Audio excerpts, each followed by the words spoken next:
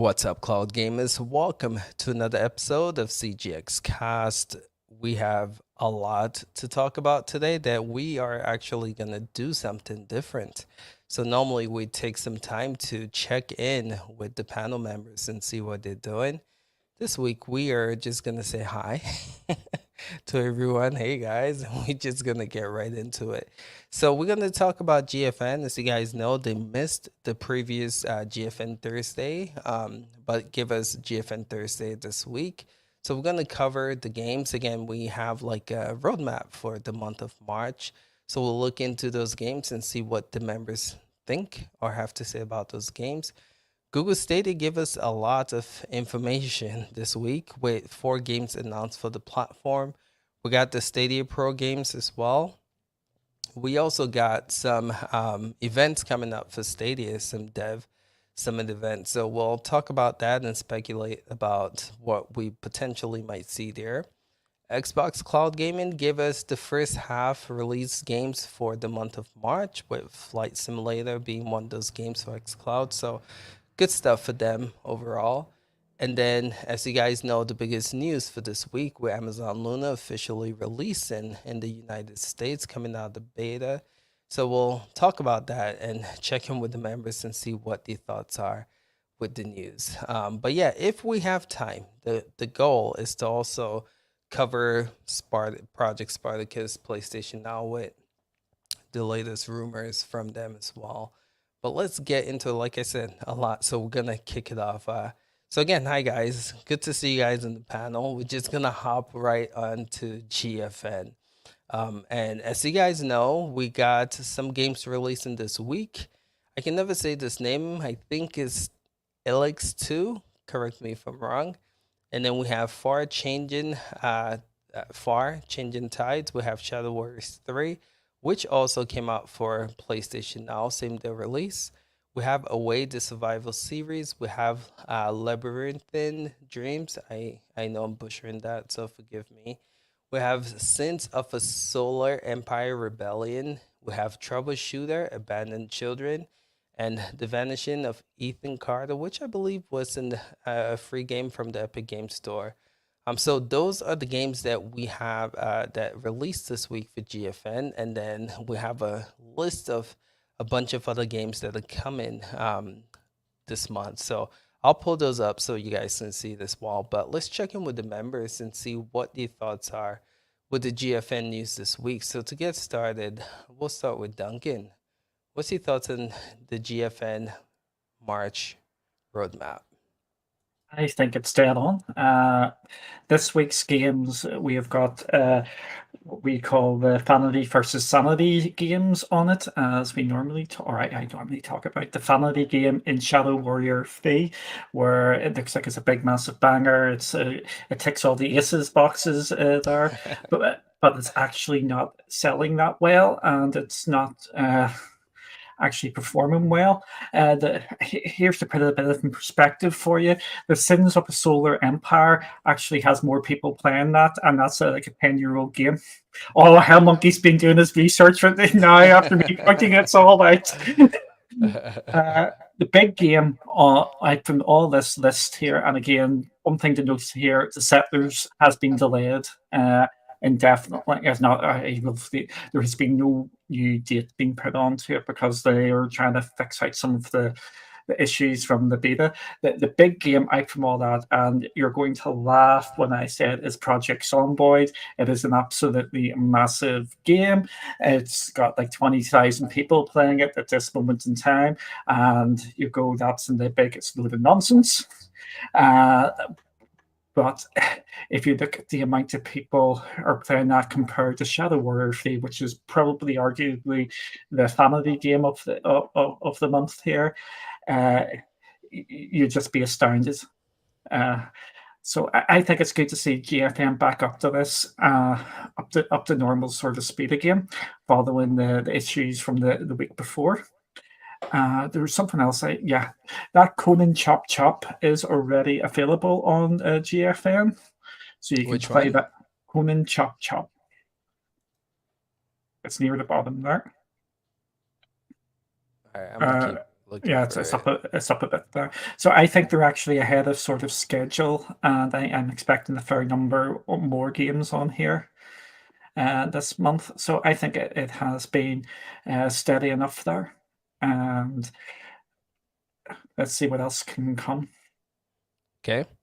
Fair enough. So, are you satisfied with this list for the month of March? Do you think this is a good list for them?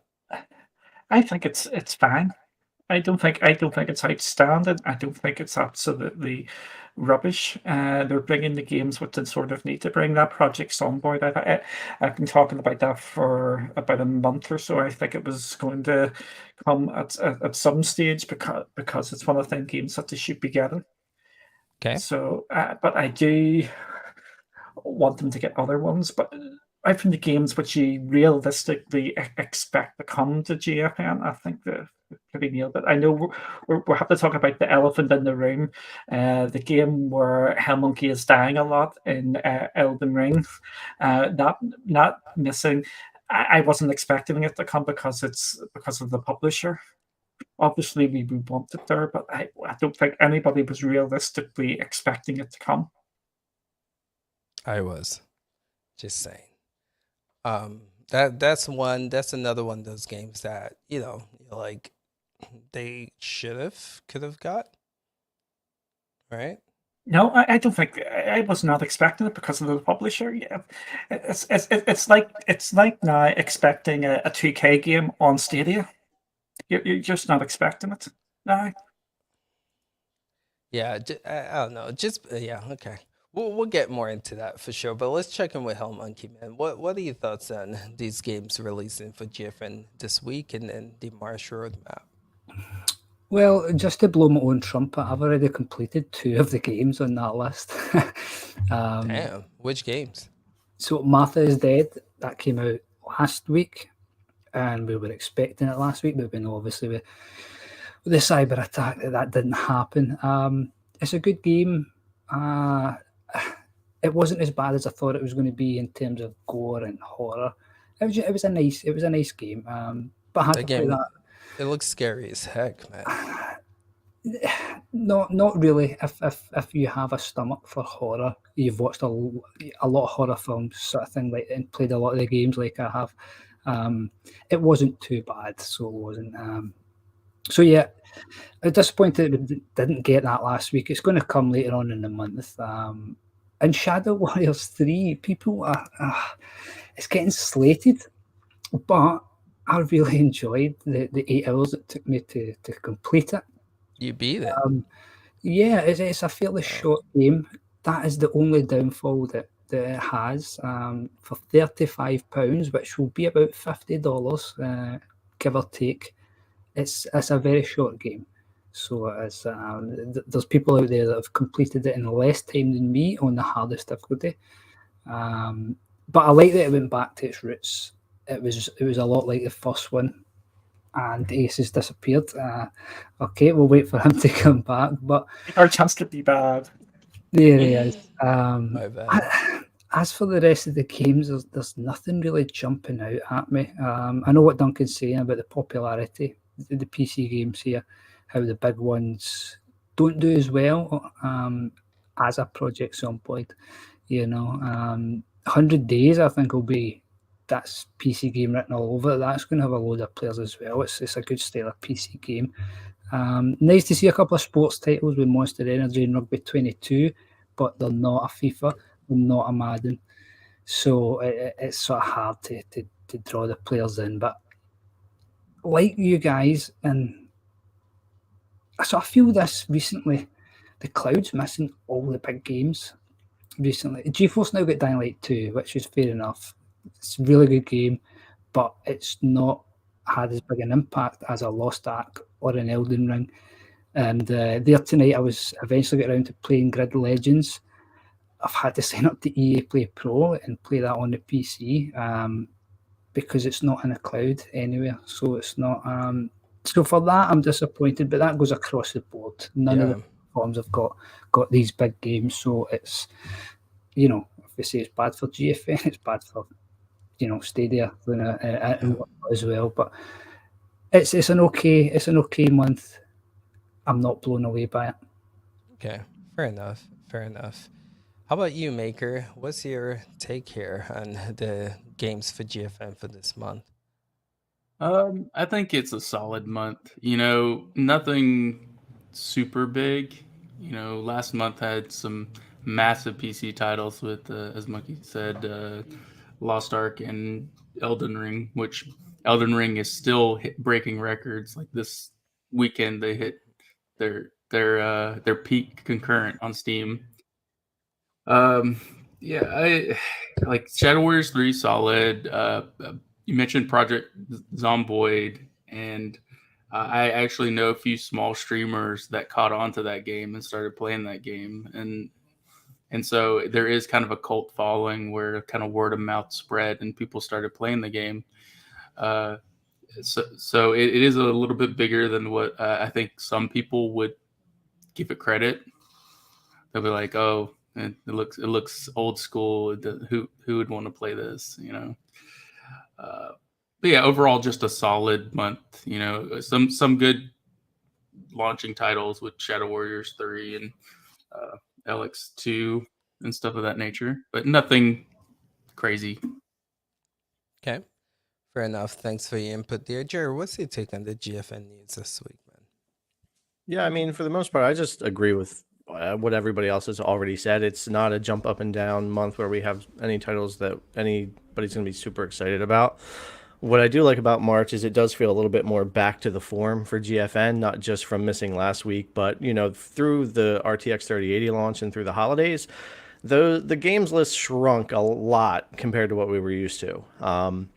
Even for getting well-known PC titles that don't necessarily bring new gamers in, but are good for that community, they just weren't really there. So this month when I saw this list, I was like, okay, it's not super great, but it is solid.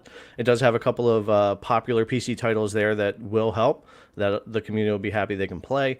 Shadow Warrior 3, it's kind of a shame what's happened to that. I mean, it is really short. I've also played it. I played it on PS5, PS Now. I haven't tried it on GFN, but of course I watched everything we did here. I like it. It's fun, but you've got to be like, I've been putting time into Elden Ring, right? Just frustrating. I've rage uninstalled it like 3 times, and then I was like, I really need to go get my stuff back, and I reinstalled it, and I go back in, and I figured out how to farm some stuff, and actually now I can level up super fast, super easy, and just run around and start having fun. So it's kind of growing on me, right? But to take a break from that, I jump in Shadow Warrior 3.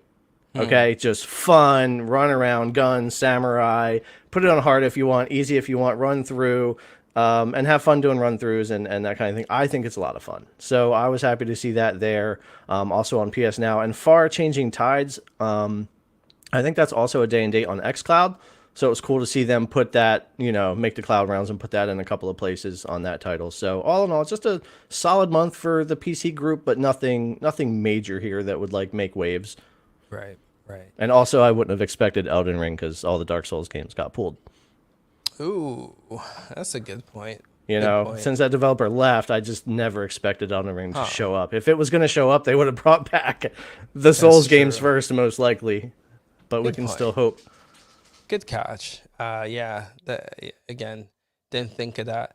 But yeah, this was, I would say this was a solid week, especially when you compare it to all the other cloud game platforms.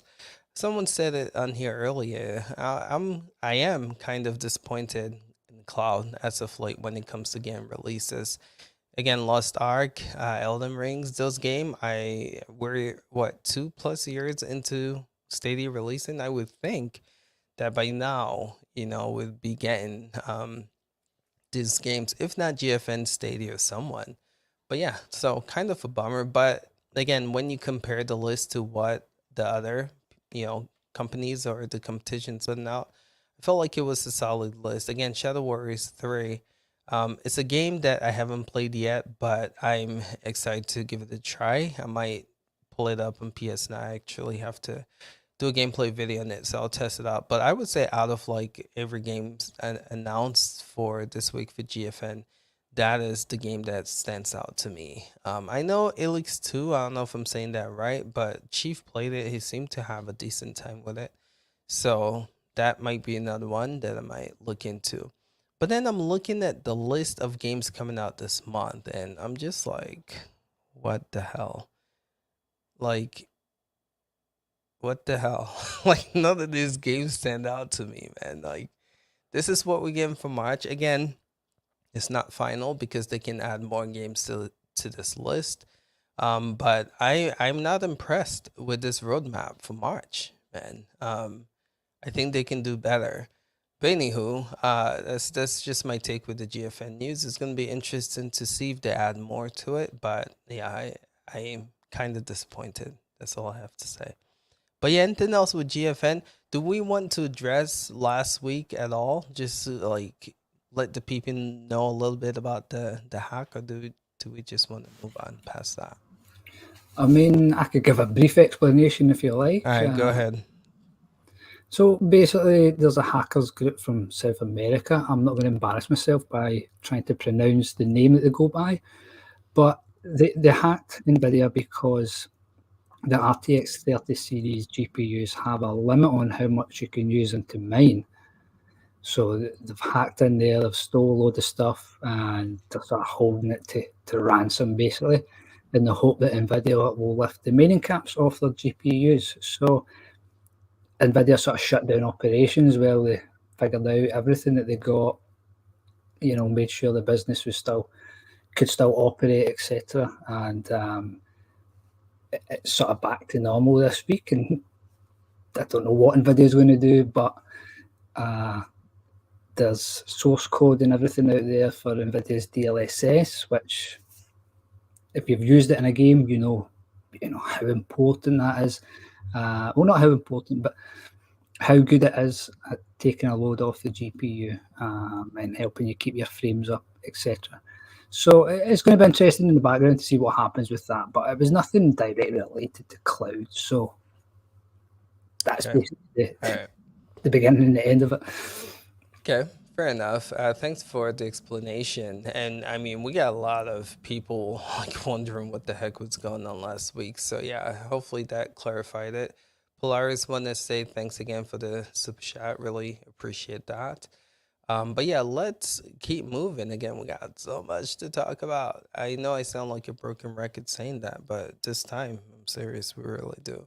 So let's move on to Google Stadia, man. We'll start with the 4 games announced for this platform. Calico, if I'm butchering that, forgive me. Lake, Deliver Us the Moon, and City Legends, The Curse of Crimson Shadow.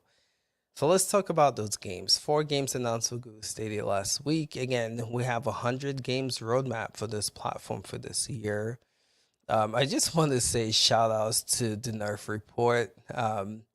He did a video covering some of these games, and I echo a lot of his frustration in that video. But let's check in with these guys, though. See what you guys have to say about these games, right? We'll start with GTP here. What's your take on these 4 Stadia games? Why? Why, when it comes to Stadia, do you do this? I want to hear. I don't even follow it. Okay, everyone that knows what I've been doing knows that all last week, all I cared about was Luna. I was just deep into Luna, which that's the only part on these notes I can relate to. But no, I mean, if for me, if I don't like to do the comparison because, like, for this week, something like GFN had much stronger titles for me. This isn't what I want to see Stadia doing to turn things around as they need to, right? Deliver Us the Moon would be the only game that I could say, if you're on Stadia and you haven't played this game before, check it out. But the thing is, even that title's not really for everyone. That game can kind of not be fun, depending on how it goes for you. But it is a well-made game. I had a lot of fun. I used to test it for ray tracing and stuff, which no, it won't have on Stadia. But it's not much here for me. And I know that we have the conference coming up, or the whatever the show, the news for that, which is like a whole developers thing, and people are waiting. Maybe they're holding some stuff for that. Maybe there's some features or some things that are going to be worked on that would be talked about there that aren't in here, because I think it's not real great as far as games go. But I did see, because I do spend a good amount of time on Twitter, I did see that at least a lot of the community appreciated drops of news. Like there was a little bit more communication throughout the week. So I will give a positive, even though I think the games aren't great that they've brought and there's some other issues here and there. It was nice to see more communication, more news, and kind of a flow out, because it has been so weird and so sporadic with how Stadia is dropping titles and news. And like, I still haven't, like, even back when Extraction came out and they never announced it was out, like little things like that, you know? So it did feel better that week. I did see a lot of people appreciate that, and definitely Deliver Us the Moon. If you haven't checked it out, it might be a title for you, but nothing strong this week. Nothing really big going on for Stadia. Okay, fair enough. Is this the new like 2's announcement? Are they done with the bi-weekly or however the heck they call it? No, not that. No. Okay, so they just randomly so they're gonna do that and randomly just drop bombs like these, right? And I from what I gather, that's what people are preferring with Stadia. Okay. They kind of like the flow. I know Duncan. I already know what Duncan say. He likes that. You know, he wants that flow, and he. I know he always feels like there's plenty of news, even with Stadia, to keep some kind of flow and momentum going. And I agree with that, especially when you're trying to gain traction again and trying to get something going. You do want to kind of drip feed and keep things going, right? If you just speak every 2 weeks, less people are going to hear you. Yeah. That's how it is. I mean, imagine if we put out a video every 2 weeks. Okay, or anything, or tweet once every 2 weeks. So I think it is a good move, and I hope they do that. But I noticed these posts are really a roller coaster ride, where sometimes it's like something great or a whole bunch of titles, and then it might be 1 or 2, or it could be really inconsistent. Yeah, true that. Good point. Let's check in with Makers, man. What's your take on these 4 games announced for the platform this week? I think it's lacking. I think they can do better. None of these are new releases. all of these are 1-2 years old, and nothing even remotely, I guess, large. Like, even, at least to me, at least GFN has some titles that are kind of PC oriented crowd where they'll enjoy it. This, to me, all these are really small titles. Some you can already play on your phone. So it's like, why? Like, what are you doing, Stadia? You premiered yourself as a platform to showcase these bigger titles, the Assassin's Creeds and stuff. And this is what you have to bring. It's like spitting in the face of anybody who is a founder of that platform. Yeah.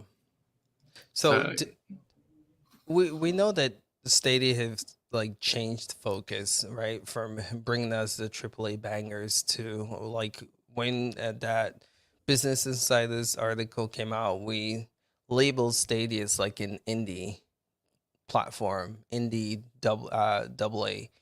So like, are you surprised by these announcements, knowing that Stadia has changed course when it comes to the games that they're going to be delivered for this platform? I'm not surprised. It's more frustration as someone who's invested into the platform prior, and you're really starting to see that now. Like with these kind of like point and click like mobile titles that they're adding on. It's you mentioned the Nerf Report video. He is 100% right. This is shovelware. Yeah. This is. But that game was worse. Good though, guys. I actually had a good time playing that one. But it's kind of sad to see. Like, where are the new titles? Like, February had what, like 3 new titles, 3 or 4. Like, it's very, very lacking. Yeah. And they need to turn that around. Like, at least GFN's like announcing, what, they have like 4 new titles this week or something in that nature. Mm-hmm. So at least they have new content coming. A lot of these, I know me, I if there's a game that interests me, I generally buy it relatively new. And then obviously there are some exceptions that I'll pick up later on. But I want that flow of new content into my platform. And if you're trying to bring people over from other platforms, you want new content, because people who have other platforms probably already have well, probably not these games, but you know what I mean? Yeah. It's just sad to see, in my opinion, and I'm disappointed this week.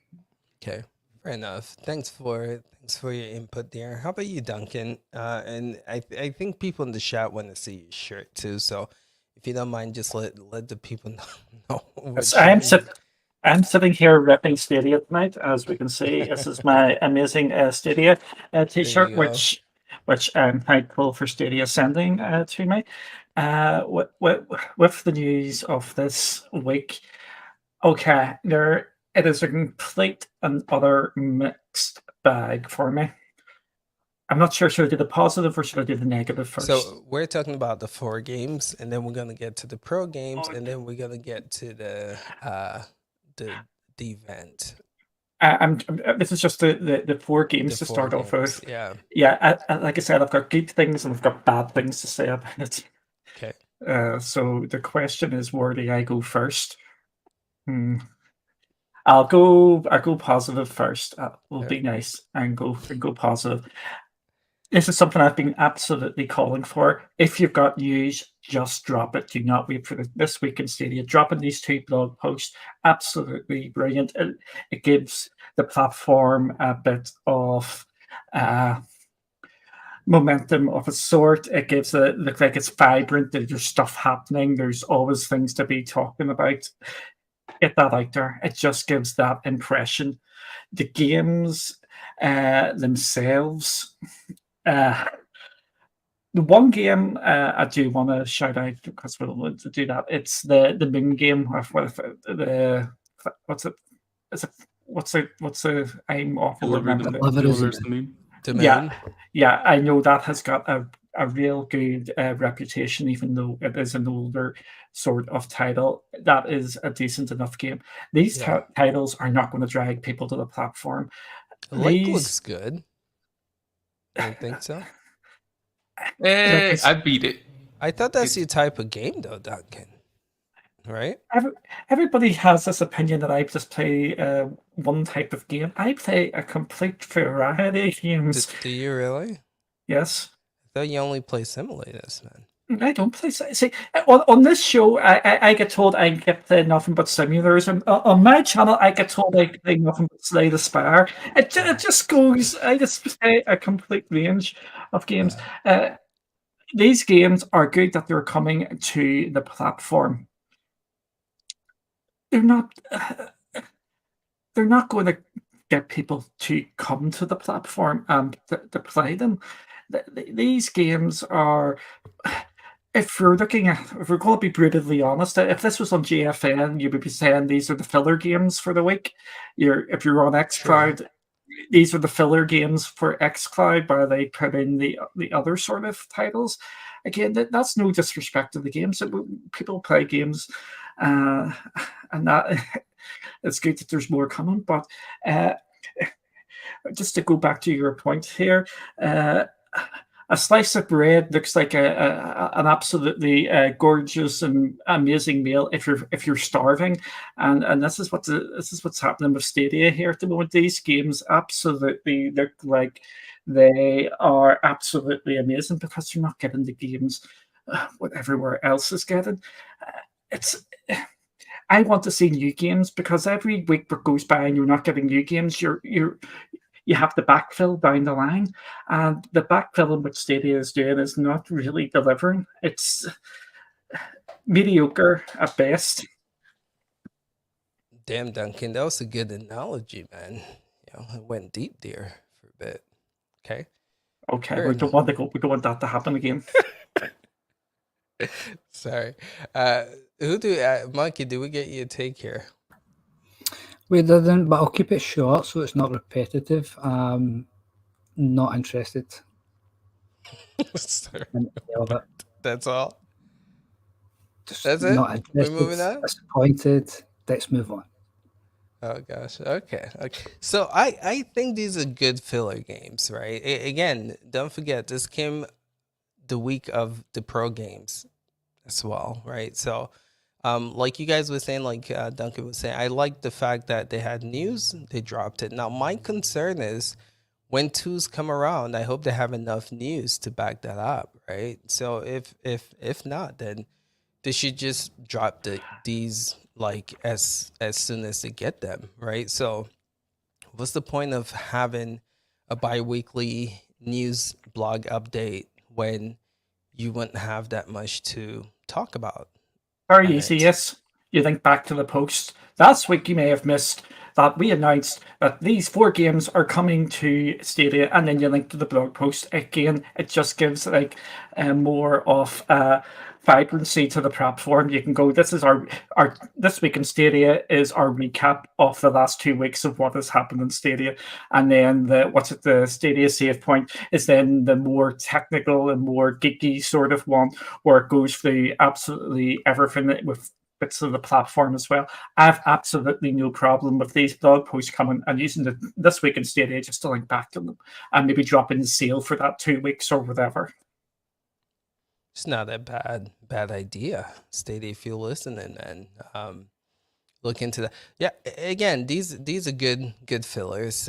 Nothing to like write home about for sure. But I want to talk about the pro games because I thought they were quite decent. I'm actually still playing them. So that's going to be what we shift to next, right? So we got where's my so we got 4 games for pro. We have Dawn of the Monsters, we have Adam Wolf, we have Race with Ryan, and Darksiders Genesis. So 4 games. I would say the biggest one out of the list is Darksiders Genesis. Or so we think. But I have a game that really stands out here for me that I'm going to get into in a bit. But I just want to check in with you guys. What are your thoughts about the Stadia Pro game? You get 4 of them. And if you guys claim them, are you guys playing them? So we'll start with Hell Monkey here. Taking the 4 pro games this week. So there was 5. You missed Darkwood as well. Little indie. Which one? Darkwood. It's a little indie horror game. Oh. It came to the platform last year, I believe, or if not last year, early this year. Now it's on Pro. I didn't claim that. It's not the month that I signed back up to Pro. Dawn of the Monsters looks good. I would play it. I love it. I would give it a go as part of a subscription. A subscription I find value in. I'm not finding that with Stadia Pro personally. That's not a dig. There's just not a lot there that I want to play. And the rest of the games, it's okay. I just feel like Stadia has a sort of complexion right now. Do they want to be a storefront or do they want to be a subscription? Can they be both? No. I don't think so. And the reason I say that right now, as we are, the reason I say that, they don't have enough content to bring value in both those areas. And yes, that's going to take time. And yes, they are making it easier for devs to bring games to develop games onto the platform, old, existing, new, which is fantastic. But they got to put their hand in the pocket. It's easy for us sitting here, without the billions of dollars to tell them to put their hands in their pocket, but otherwise they won't compete and we will just see more and more of the same. We're just going to be disappointed over and over again, and yeah. Okay, fair enough. Let's check in with GTP, Jerry. What's your take on these games, pro games? Well, I mean, it's interesting, can they be both thing? Like, can they be a storefront? Can they be a subscription? And I think Hell Monkey actually makes a good point about they could if they had more content to spread between the two and they had some larger titles still coming out that you could buy. So I kind of get that. But at the same time, I do feel like they could pull off a revamping of what they offer and still kind of be a storefront and a subscription in a way. I actually like these pro games more than I like the games that were announced for them. Not for me. There's nothing here for me to play. And everyone knows I love Darksiders and I already beat Genesis a couple of times. It's a AA top-down Darksiders game. It's fun though. It's fantastic. So that Dawn of the Monsters isn't for me. Race with Ryan, that will never be for me. However, that kid has like 30 some million YouTube followers. That's Insane. a great game to actually bring over to pro, especially for all the Stadians out there that have their kids play. I know you still have your kids play on Stadia. I know quite a few people that actually use Stadia for the kid. The only time my Stadia will get played is if my son, I claim all those kids' games for that. So as a standpoint of the sub and like kind of just looking at it as the community in a whole, I like the pro games better than the games that were released. They're not for me, but I could see that there's something there for everybody. I think it was a pretty decent decision, but I still stand behind it. Stadia still feels like they got to figure out what direction they're going to go. Like they still feel half baked on both sides, really, when it comes to it. Okay, fair enough. Just want to say these Rhine games are highway robbery, bro. Like $40, man. My daughter made Everything from Ryan is highway robbery. My daughter made me she made me buy it, and I wasn't aware of the price. And once I saw it was $40, I quickly returned that game. For $40 for Ryan, you gotta be kidding me right now, man. Insane. Anywho, I watch Ace drop so much money on tech, right? But a $40 game, that's right. He's not okay with his return immediately. It's right. It's right. Man. I know that kid will get you every time, man. No like I got to way. keep my son away from him. No way. He's already making money, man. He doesn't need my $40. Anywho, let's check in with makers. What do you take on these pro games, man? I think it's a decent pro month. Obviously, the biggest draw is Dawn of the Monsters and Darksiders Genesis, mostly because one's a day and date title and the other one is a kind of a bigger publisher title from that or developer. And I have Darkwood already. I got it way back when, and that's a decent little title, but it is more of a filler type stuff. Ryan, obviously, I'm not interested in that game, and as you said, it's for retail $40. You're probably not going to be buying it. Seriously. And then Adam Wolf to me is that's more shovelware they can throw into the service. I just think I think it's definitely better than the other four because there is some draw, but it's okay, but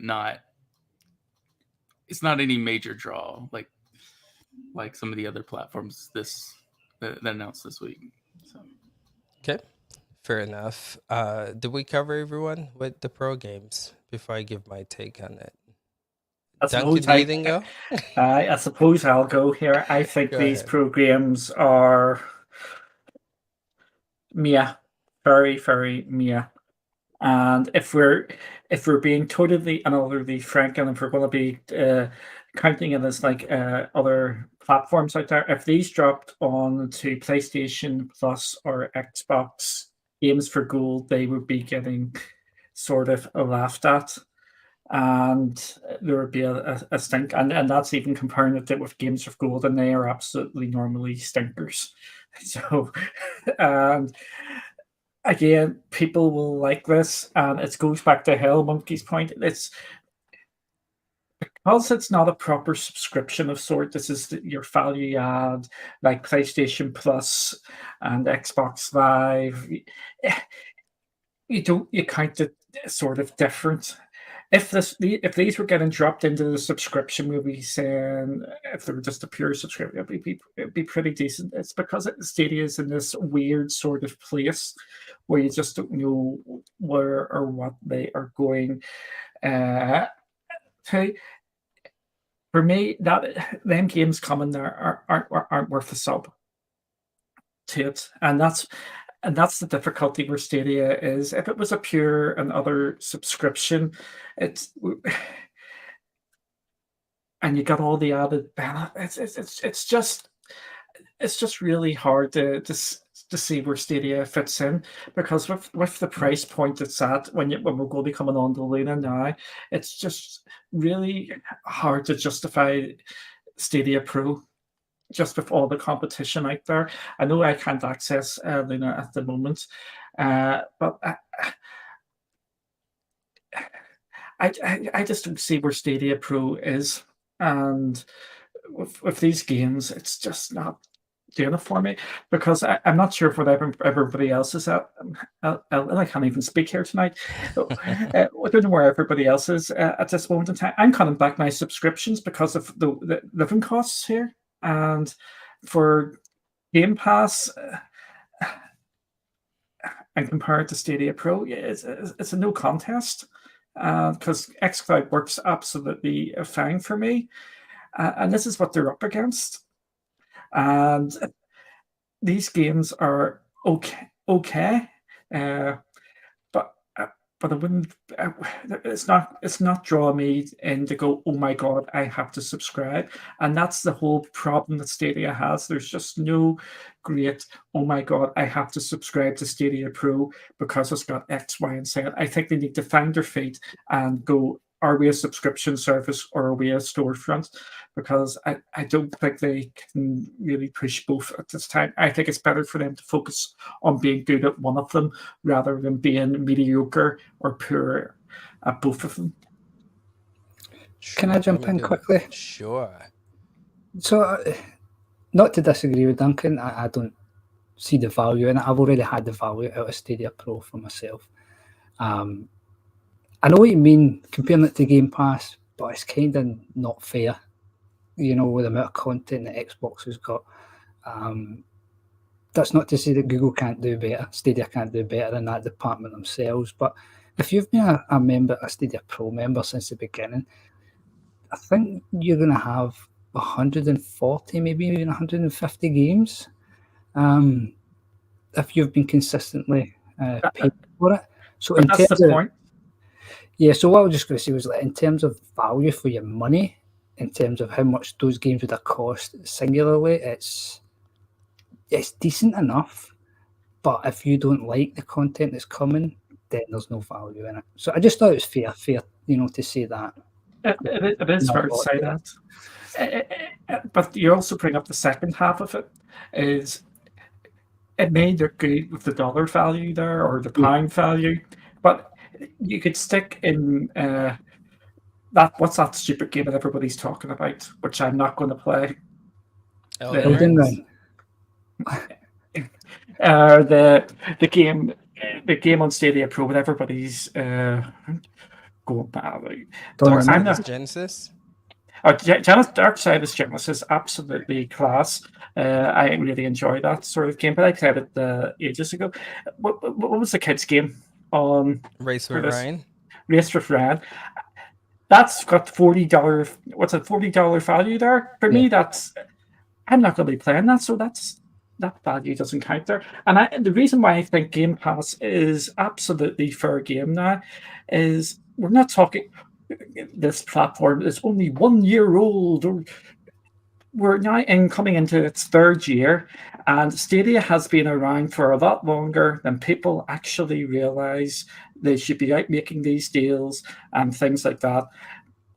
For people who are just joining, you get 50 games. If you're just going to go on to Luna, you get, what are we up to in Luna now? Those in India, 100 now? On Luna? Luna Plus, 100 plus games, I think.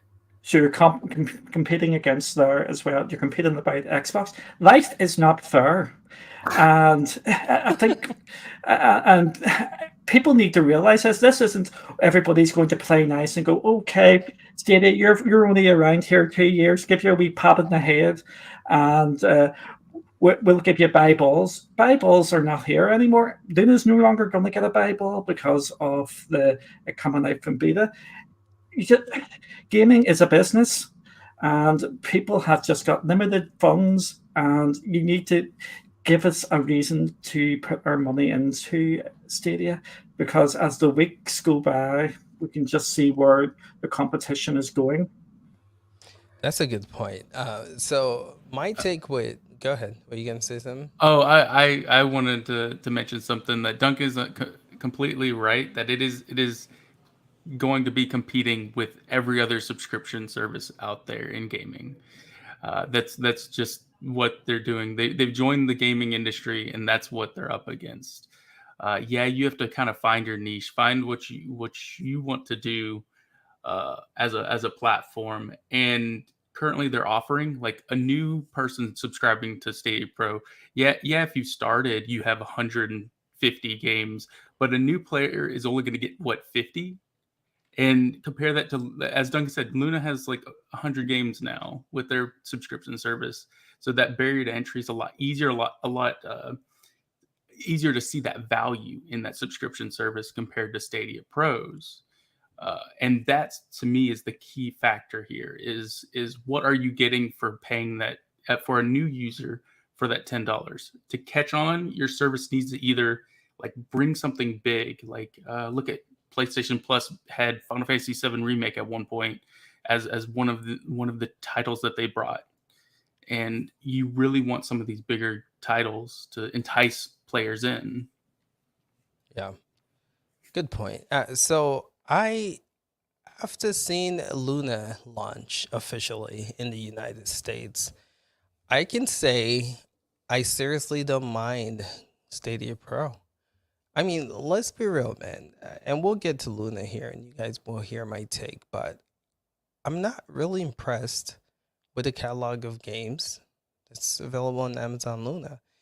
And so with Stadia Pro, right, we're getting free games, right? We're getting access to 4K and TV. Again, they're the only people doing that right now without, needing NVIDIA Shield. So you do get some perks, man. And honestly speaking, with the games that released this week, I am having a ball, right? You guys might make fun of Adam Wolf. I see you, Brian Nerf Report. But man, I had a good old time covering that game. Now, I wouldn't go out and spend $40, right? But to get it for free, it's actually a decent game. And this monster game, Dawn of Monsters, if you guys haven't tried that yet, if you guys are a fan of Rampage, my goodness, I played that game to demo it, and I was hooked, right? This Race with Ryan, it's a $40 game. We're getting that free for Pro. And again, Darkwood, which I just claimed right now, I had no idea, and Darksiders Genesis. I mean, these are pretty good games to be getting for free for Pro. I agree, right? They can add more because Stadia's library is not a lot, right? So in a way, the games are not the greatest games, but for paying $10 a month and having these games be included as bonuses, I'll take it. I'll take it. I had a good old time playing some Stadia Pro games this week, man. And for the price, I'm not regretting it at all. But yeah, man, that's my take with Stadia Pro. But yeah, let's talk about this event that should be happening on the 15th. Right, let me just share my screen. So this is supposed to be a Google for Games Developer Summit. That's the title. I'm kind of confused, and maybe you guys can clarify some things for me. So Stadia tweeted out, got any plans March 15th? If you didn't already, you do now. Mark your calendar, Stadians. You are invited to join us at the 2022 Google for Games Developer Summit, where you can learn about our plans for Stadia this year. Details here, right? And everyone's going crazy now, right, with this news. Just want to open it to you guys. Is this something that we as consumers should be excited about? Or do you think this is going to be similar to last year, where it really focused on devs, but gives us like an insight on, what Stadia is becoming and what they're doing with the platform? But I think it's interesting because they tweeting this out and they're specifically addressing Stadians. They're not saying devs, right? So it feels more targeted towards the consumers, right? You can learn more about our plans for Stadia this year. And they know, they watch us, they watch other content creators. And the biggest thing most people have been asking for is the roadmap. Does this mean we're going to get one? So I'm just going to open this up to you guys and kind of speculate as to what we might see from this event. So to get started, we'll start with Duncan here. What we're going to get out from this event is disappointment. Damn, Duncan. So Oh my gosh. I think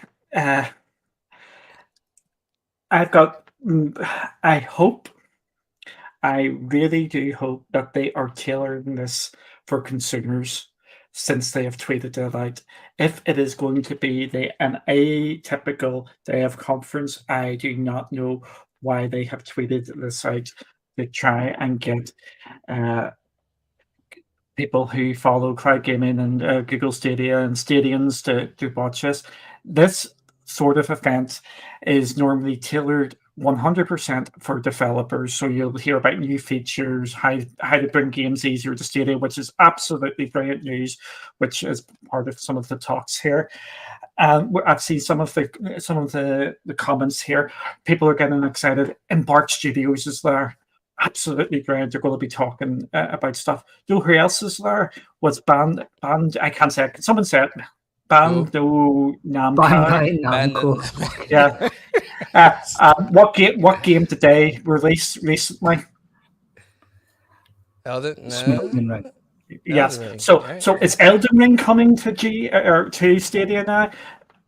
That's the speculation. That's where people are going down. I'm just saying with that Embark one there. So I would say keep your expectations sort of low with this event.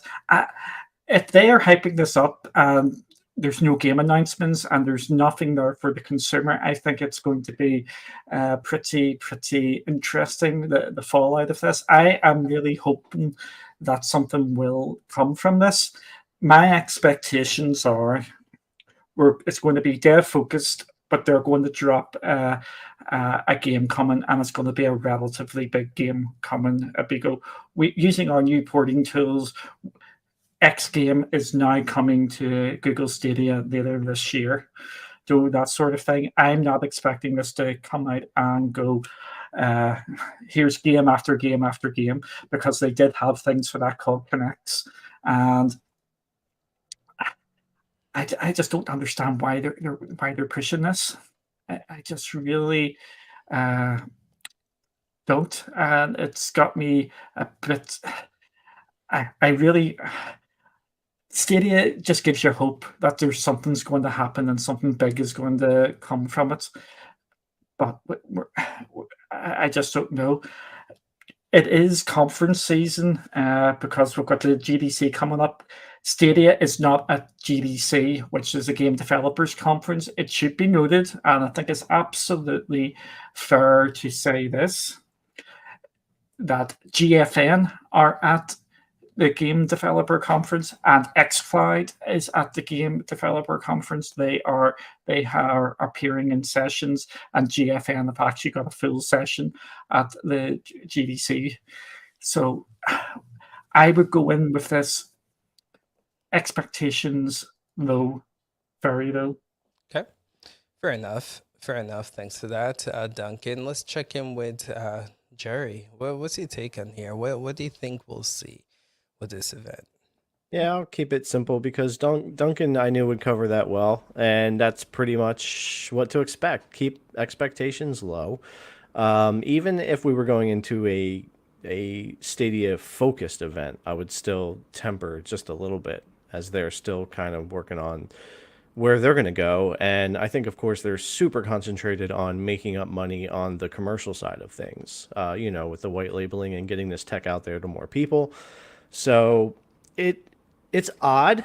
It does feel odd. I don't know why they're pointing like the Stadia community to go watch this, because that's a little different than what you would normally do with something like this. So it definitely gets you intrigued. Like, are they going to pull something out of their hat? Are they going to do something different? If it's like one big game, like Duncan said, using the porting tools or something like that's cool, but that's not something you point an entire community at to watch the entire show. That's something totally different. So I'll say this, it's got my interest peaked enough that I have to Ooh. watch it just to know, right? Like, of course, just to know, even just because I want to know why they're pointing that entire community to go watch this and say, learn more about Stadia specifically. Because I'll tell you this, if they don't give enough, that's not good, right? Like, if you point an entire community to go watch a show and you kind of fall down, that's no good. So I do hope that we see something really surprising, like, wow, we didn't expect to see that kind of content at a conference like this. Because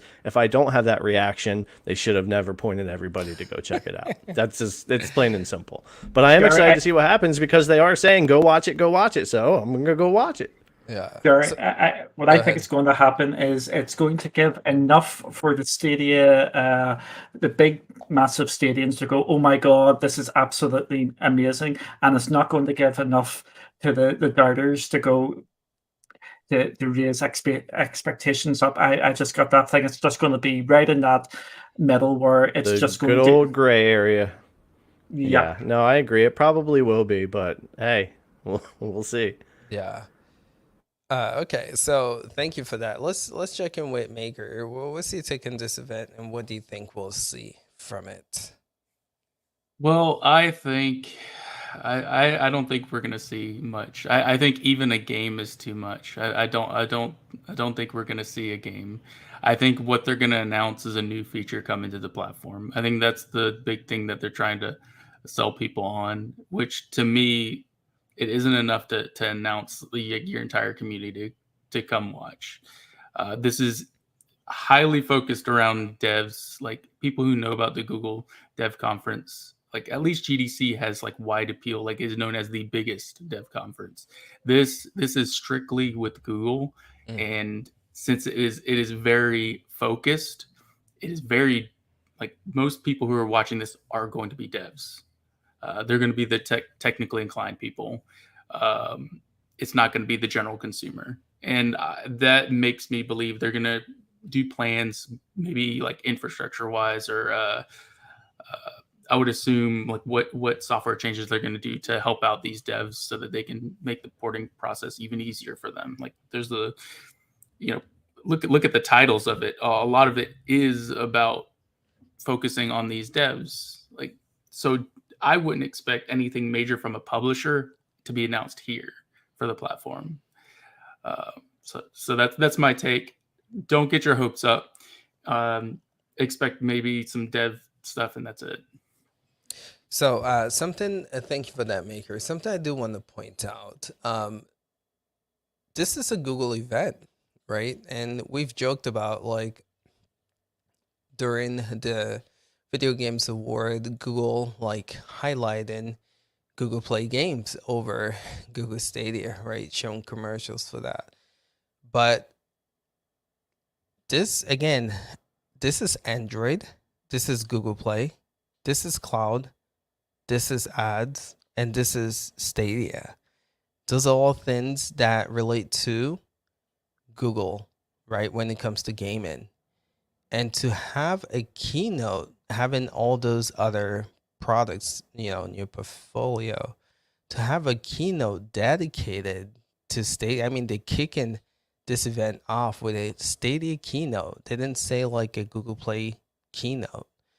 There is one as well. But this is kicking it off. The first keynote. Say that again. Oh, you finish. Now I'm saying the first keynote normally is the biggest keynote.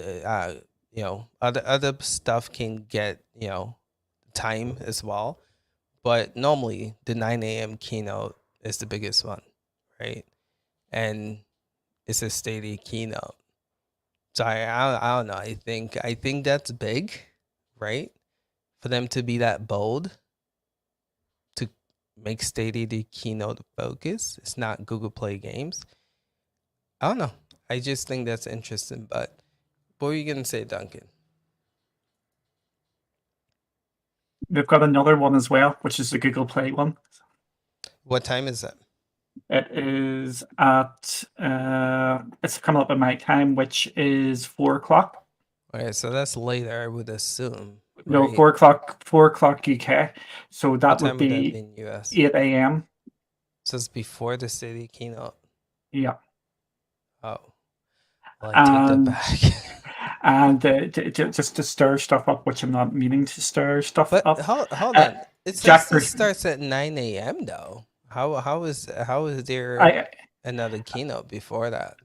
I can chuck this across to you if you want to see it. Yeah, let's see And that. would you like to know who's at that keynote? Our Who? good friend Jack Buser is at that one. Yeah. I send it to me because I'm gonna show you what I'm seeing here. And where's that? So Goof Games Developer Summit. Again, March 15th. It starts at 9, Yeah, right? So maybe that's the clock's going back and stuff. And then to kick it off is here goes our boy Jack Buser, like you were saying, director of Game Industry Solutions. So yeah, he's gonna be here. Google stream. Where's our other boy?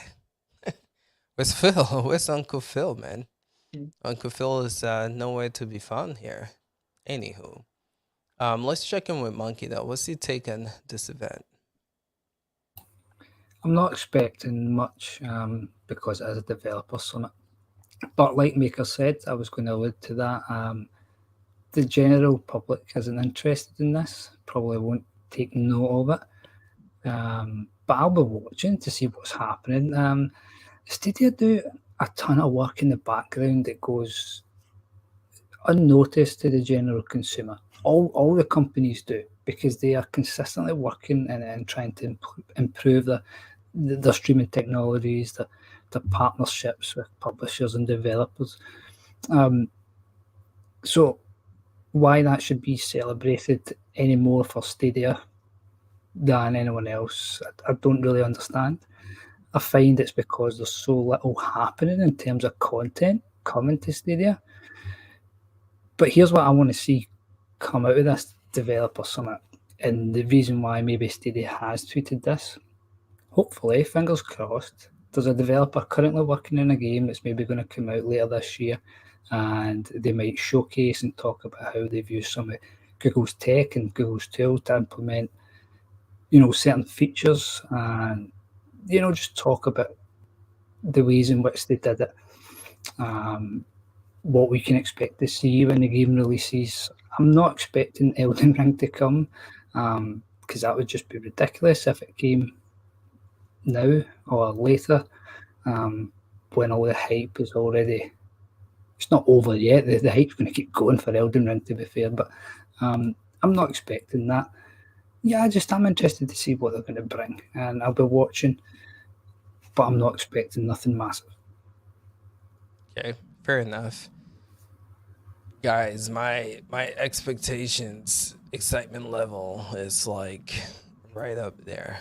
Sorry to say. When someone tweets about so two things stands out to me in this tweet. First of all, they tweeting about this event, right? Second of all, our plans for Stadia this year. Again, I know these guys watch content creators, and I would have to, and they took that survey. They took the survey, right? And I think something that they're aware of is people talking about what the heck is up with this platform. Give us a roadmap. So I don't know. I'm hyped. I'm hyped. Expectations, are I wouldn't say low, just be honest, but just some excitement, man. And I'm hoping if we don't see anything great, but if we do, man, it's gonna be good. It's gonna be good. I'm gonna talk about Luna, and I'm gonna tell you why, in a way.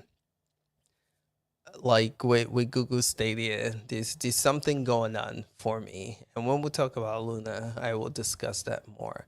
But anyone else want to talk about this event? If not, we're gonna move on to the next thing. Anyone else? All right, great.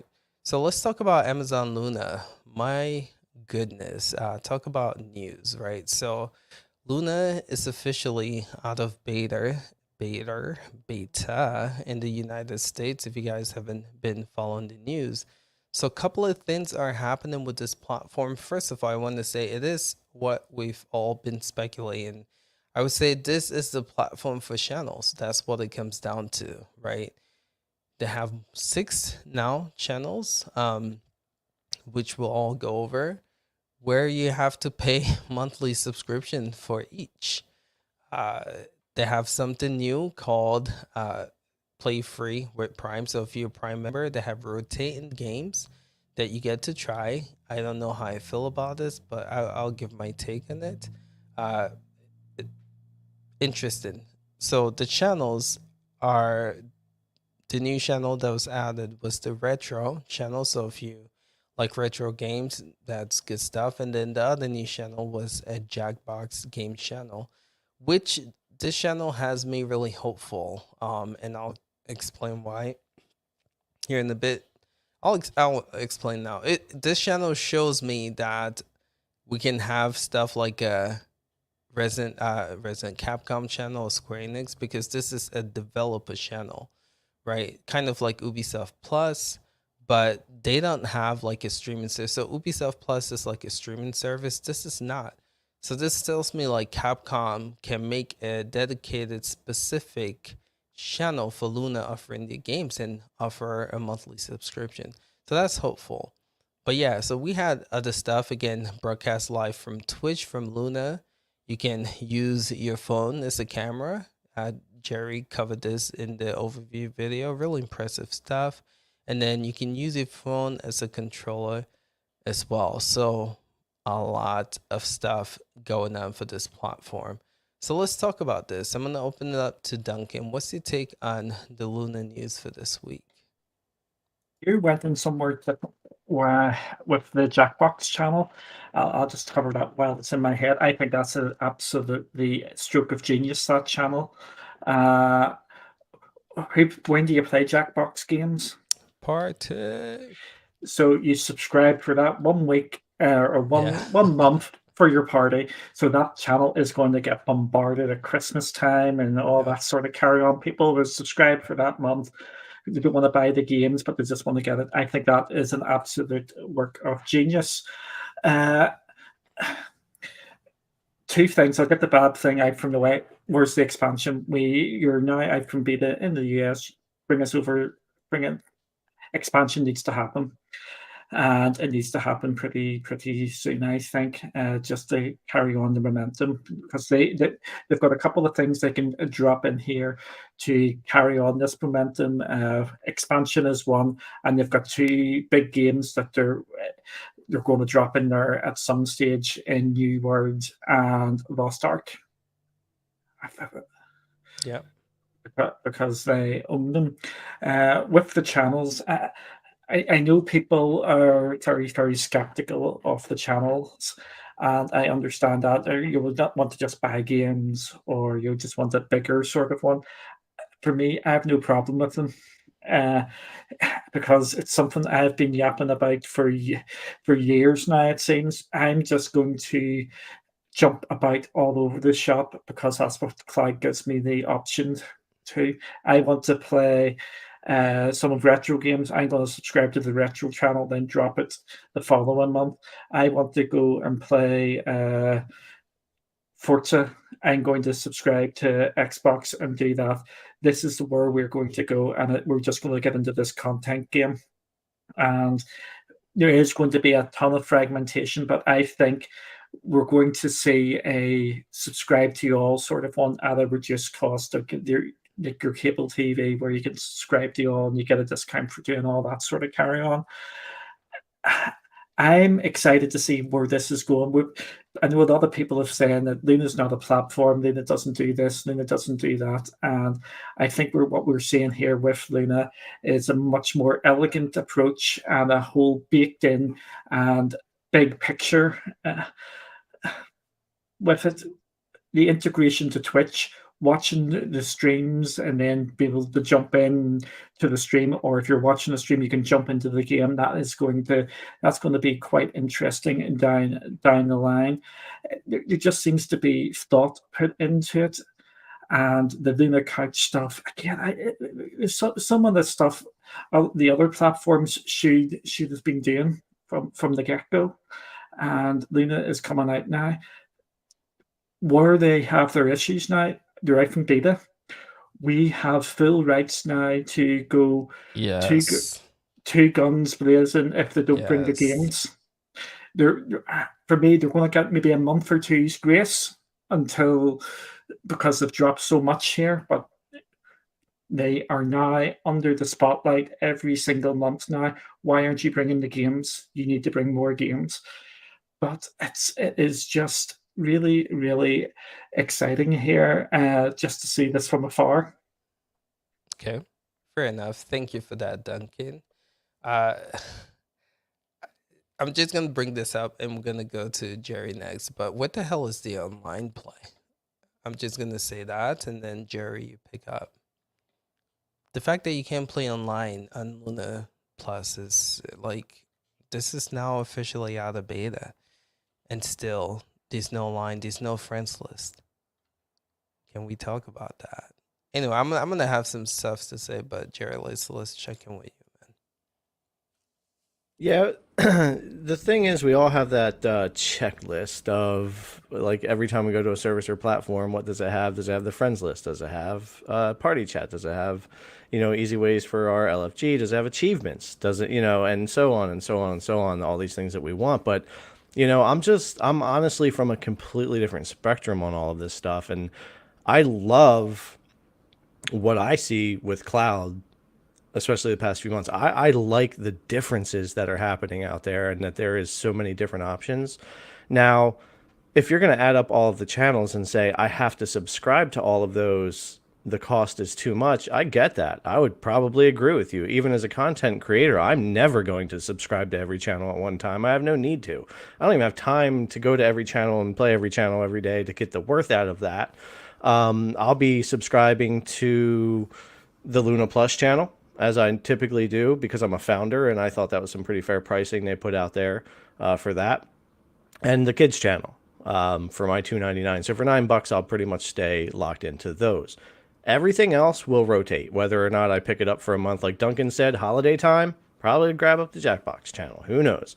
Other times, the retro channel, I'm going to be in the mood. There's games in there I like with Forsaken and whatnot. I'll pick that up, and then I'll drop it. I'll basically pay for it for a month, immediately cancel it, and have 30 days. I'm not, you just be able to jump around. I think the business model is fantastic. I know a lot of people won't like it, especially if you're a console gamer or you love Stadia's model. Luna's not for you, and that's fine. It doesn't need to be for you. They have almost 150 million Prime subscribers that they now have a gateway drug, the Prime games that they'll be rotating, that you'll see pop up on your pages everywhere when you go, and your Alexa's eventually going to say, hey, Jerry, you haven't tried a game in a while. Like, it's going to be, it's going to be constant. And it's a free way to check it out. And what I was saying last, when was it? CGX Talks the other day.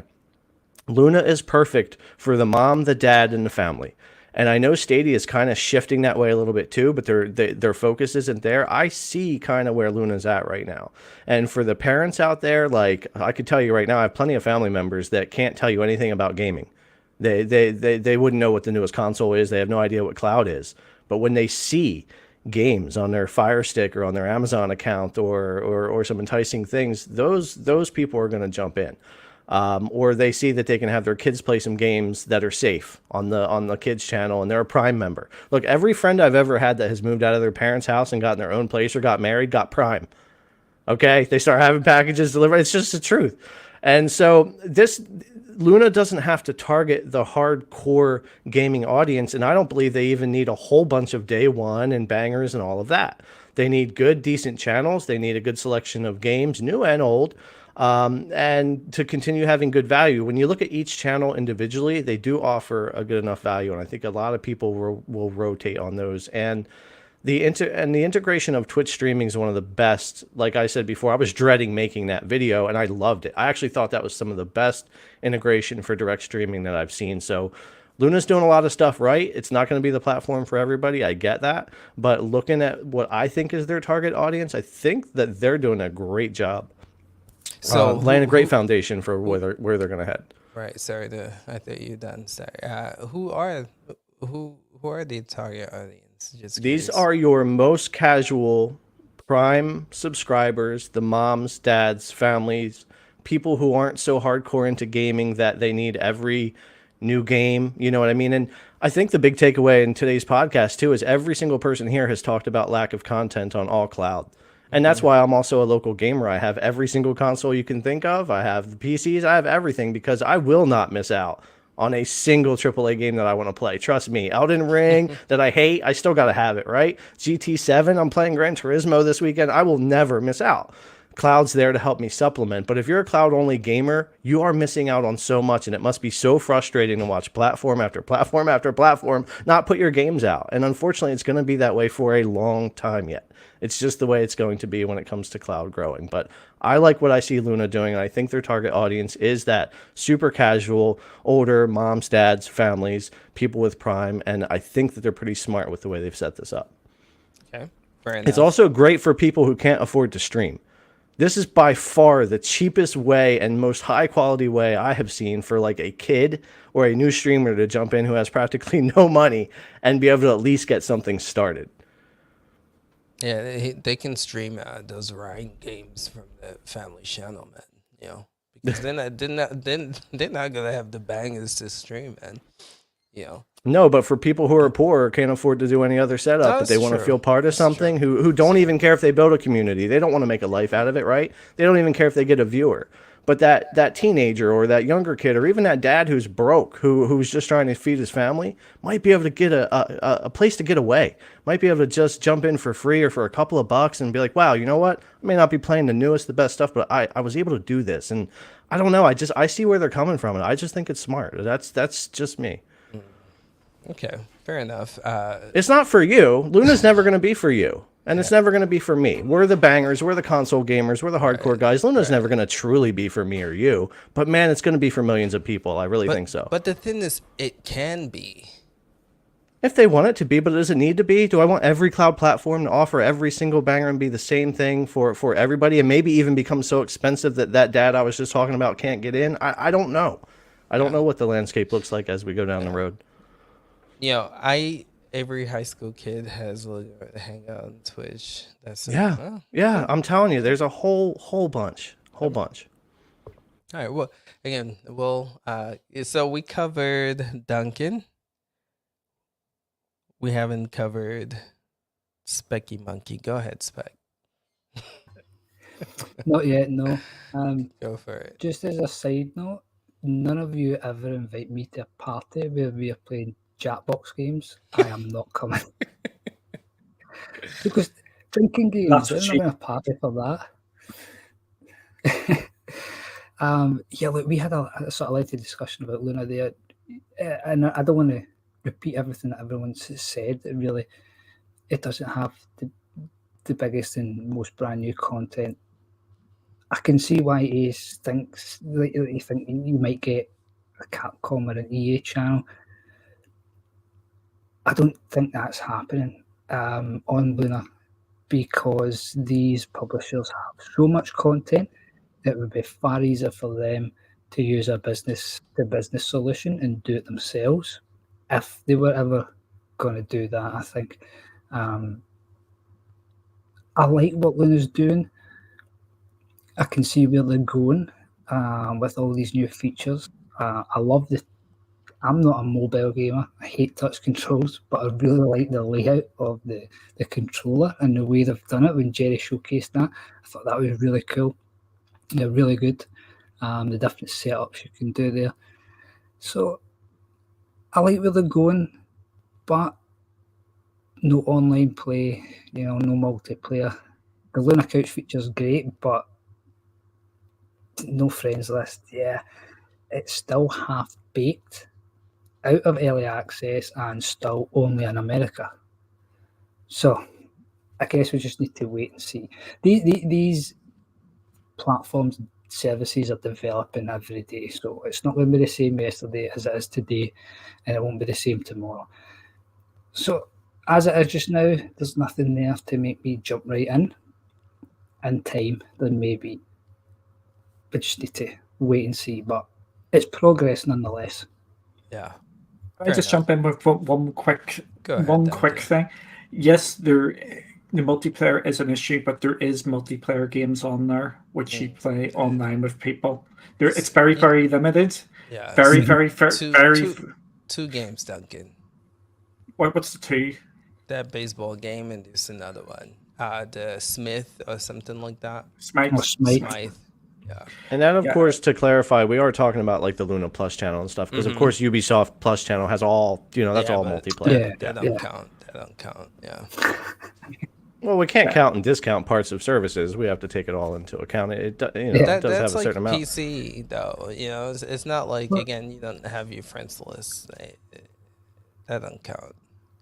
It's like that's GFN. interesting, because with Ubisoft Plus, you actually get all your Ubisoft friends. It actually solves all the problems. You have your full Ubisoft friends list. You have chat. You have everything. That's Ubisoft stuff, though. It's not like So there a you dedicated.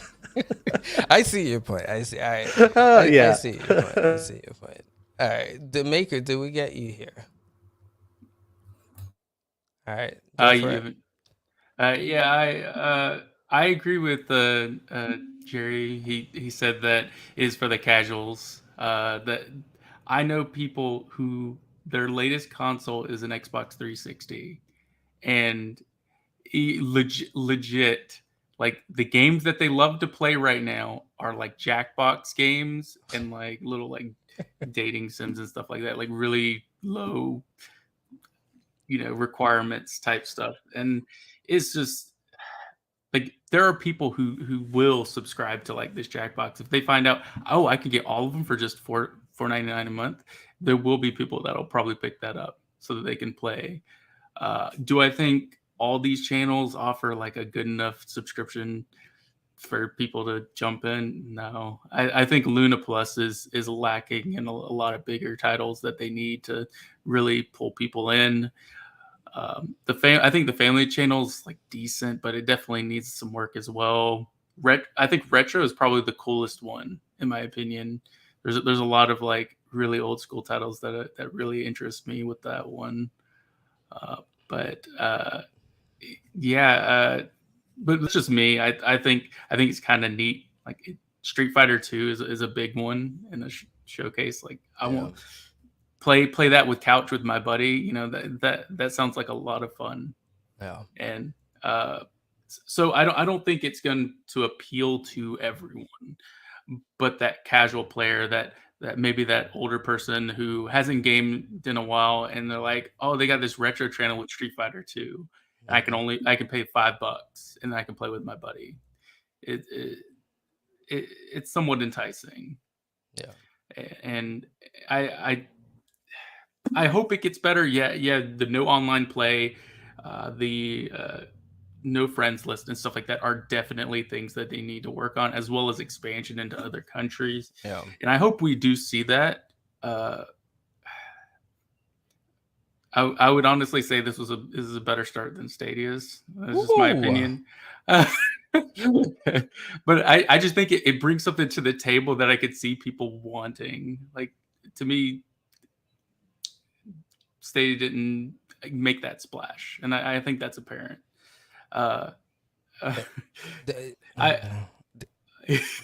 will say there are two. Does anyone really want this though? Like who wants this? I know people who would want this. Seriously?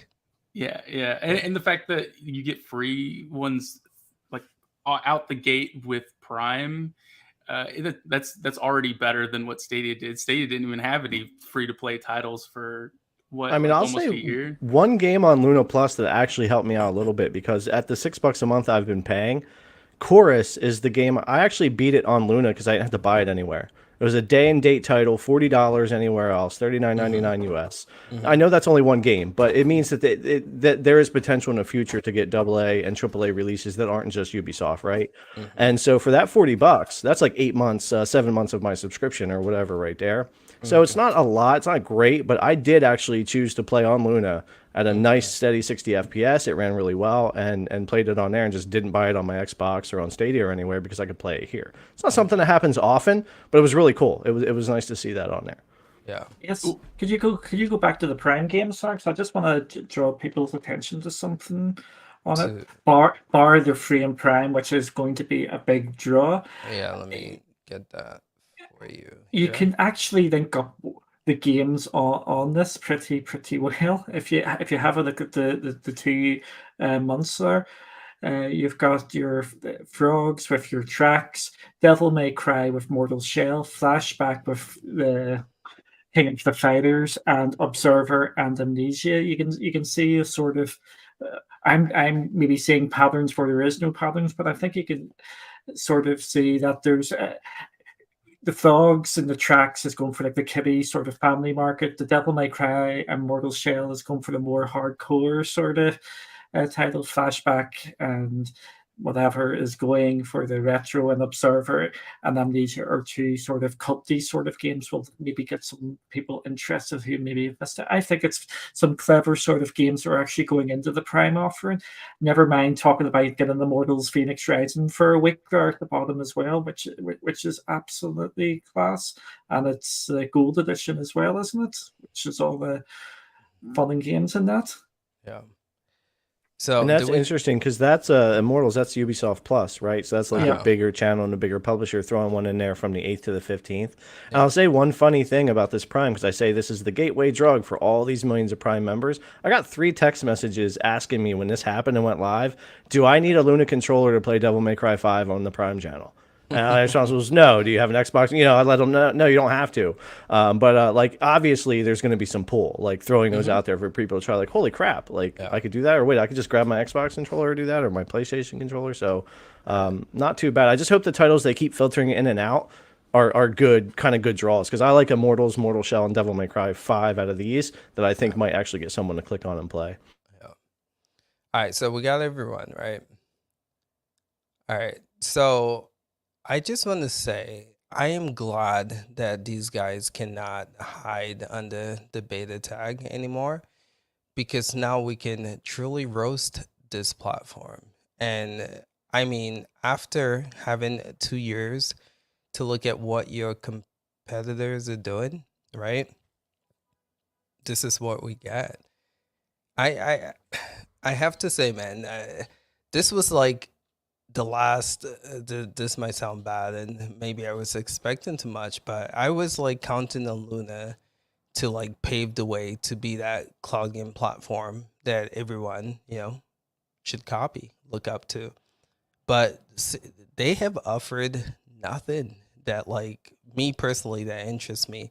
The channel idea is good, but look at what we're getting, guys. Luna Plus, realistically speaking, they're charging you $10 a month. I know you can talk about grandfathered in, but that's $10 a month, right? No online. You can't play online. Oh, 2 games you can. There's no friends list, right? The games there are, I would say, mediocre at best. There's no bangers, right? When I compare this to Google Stadia, with Stadia Pro, I'm getting 50 games that I can play instantly. Not the greatest games, but then the option to be able to buy newer games, I feel like that's a better approach than having. Where's the newer games? Okay, Duncan. Realistically, they haven't been getting the newer. But think about when this launched. We were comparing launches, right? Again, when Stadia launched, they had the bangers, right? Yes, people might say, it's not true 4K, but they had Red Dead Redemption. They had Borderlands 3. They had like all the bangers that was coming out that year. So they lost focus of that. Hopefully, with this Dev Summit, we can see them get back to that. But the model of being able to buy AAA games, is very appealing. And then we talked about having both. To have that with Stadia Pro as well. I am really, really disappointed. And I talked about this in the chat. If you add all the cost up for all the channels, people might say, "Oh, I'm only gonna pay for one." Yeah, it's up to $25, bro. Like $25, like without including Ubisoft Plus, right? It's a lot of money. It's a lot of money. I seriously don't see who this is geared towards. Like, maybe the casual gamers, but I don't know, man. Are they gonna pay $10 a month to play those games? Are they gonna pay $5 a month for the retro games, and then really disappointed with the Prime games as well, right? I mean, that's a huge missed opportunity. Prime members, right, should have access to these, to at least the Luna Plus channel. What the heck is are these rotating games, bro? And then you have 8 to 15 to play Immortals Phoenix Rising, right? You have 4 games in my. This is a flip show, bro. Like, not really impressed, man. Not really impressed. But that's my take. That's my take. I wanted to bring up something. One big thing is that you said, Stadia had all the big titles. The problem I had with Stadia at launch, you had to buy these titles, most of them individually. It was a huge amount of money if you wanted to get that library. Is the thing.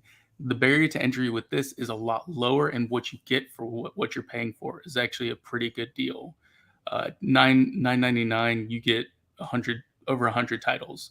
Stadia's subscription service came with what, like 4, or is it 2, right, to start? But these guys, sorry, they've had 2 years to build up the portfolio. So to be fair, we should be comparing them now, not launch. That's absolute nonsense to me, because Stadia had Stadia was getting built for 5 years beforehand. If you don't have the games, no, Stadia was we know Stadia was rushed, dude. All the Stadia was rushed. It was rushed. If I compare now, a new player to Luna can get for $9.99 over 100 titles, where as I said before, with Stadia, a new player gets 55. The amount of titles you get is significantly more. The Ubisoft Plus channel is, it's the same cost as Stadia, and you get the basic titles through that as well. Advertising this through Prime is key, and I definitely think that they could, garner a decent player base based off of this. Okay, guys. Okay, I'm just glad they're out of beta, because now that excuse of they still in beta, you guys can't use it anymore. So we truly can roast this platform. Yeah, absolutely, we can. Okay. Yeah. And 4K. Thank you, Zero Games. It doesn't even have 4K yet. Like, guy, like, they spent 2 years to create this platform. No 4K, no online, no, like, apart from Ubisoft, no AAA, other publishers. What the hell is a Jackbox? Like, yeah. Yes, what's the point of having 4K if you can't actually run them 4K? The games don't run them. The problem with cloud is 4K. People don't really understand how difficult the 4K really is to run, and so we should give Stadia props then. No, because Stadia doesn't have 4K either. The 4K is horrendous. It's closer. It's absolutely horrendous. But it's really not. It's close. It's not even close. Guys, it's not even close. If you take a Stadia 4K to a GFN 4K or a local 4K, it's absolutely miles beyond not even close. How about this though? How about 4K. This? Luna's 4K is better. Stadia's 4K is better than Luna's 1080. Can we make that argument? No, I can't, because I actually have videos showing even GFN's 1080 being better than Stadia's 4K. Yeah. It's very muddy. It has a lot of issues when it comes to their stream, whether you're on a device or on a browser. Now on your TV, where it's purposely cleaning up the image, that's a whole other thing. But when you're testing them apples to apples, I would not want xCloud, Luna, or anybody else to come out with that type of 4K. The 4K I want to see is what GFN has out on the Shield, if you're going to give me 4K. Yes, I'm just saying. I'm going to agree with Jerry here. GFN's 1080, this is before even the 3080, was better than Stadia's 4K. You just got more detail, you've got more everything, and just looked so much better. Yeah, go back to Gamer TV's post. He remember when he was sharing the comparisons between Luna and Stadia? I remember that. And Luna was blowing it out of the water. And that's the thing is the quality of these ports are actually really good if we take a look at them. In comparison to Stadia, which is very kind of hit or miss on some of these games. And I think I think that's something to bring up as well. Is that like, what about lack of support with Stadia as well? Like that's what I'm worried about. Is Stadia has had these flops and stuff of this. Luna is brand new. A lot of these ports seem to be done well. We'll see if it holds. But at So the current time, I think it's fine. man, you know, like I think just like we hold Google Stadia to a standard, I think these guys should be held to a standard as well. And I The it's you know the problem we have is 2FS here can't actually do a proper comparison of it, and that's we're an just issue. That's an issue. Stadia launched in UK, guys, day one. Like let's be real. This guy like we had 2 years here to work in the service, and this is what we get. The fact that people are okay with this is it's crazy to me. No online, no 4K, no international launch, no AAA channels. You're giving us Jackbox and Retro, and like we're cool. I don't know, man. This might take anyway. I don't want to spend too much time here, but I'm not impressed. That's all I'm saying. Not impressed. But yeah, that's me. Anyone else? Don't want to be a downer, but not impressed. Yeah, being a downer, you have specific needs, and I think that you tend to really look at it more specifically as to what you want out of cloud gaming, and also the awesome cloud gaming community out there that's only cloud gaming. And so you guys want way more, way faster out of these services than anybody in my position would want, right? Because it doesn't matter to me how long it takes cloud to take off, because it's not my main way of gaming. I'm going to play all the games locally, and I'll play on cloud all the stuff I can. For me, Luna, I mostly only use it. I use it to play Chorus. I use it to play Medium a little bit, but I use the Ubisoft Plus channel. That's all I really play. I play my Ubisoft games on there on the go when I want to. That's mostly what I use that for. Arguably, I use GFN for the same thing. Okay, great. Question for you real quick. Just being realistic, right?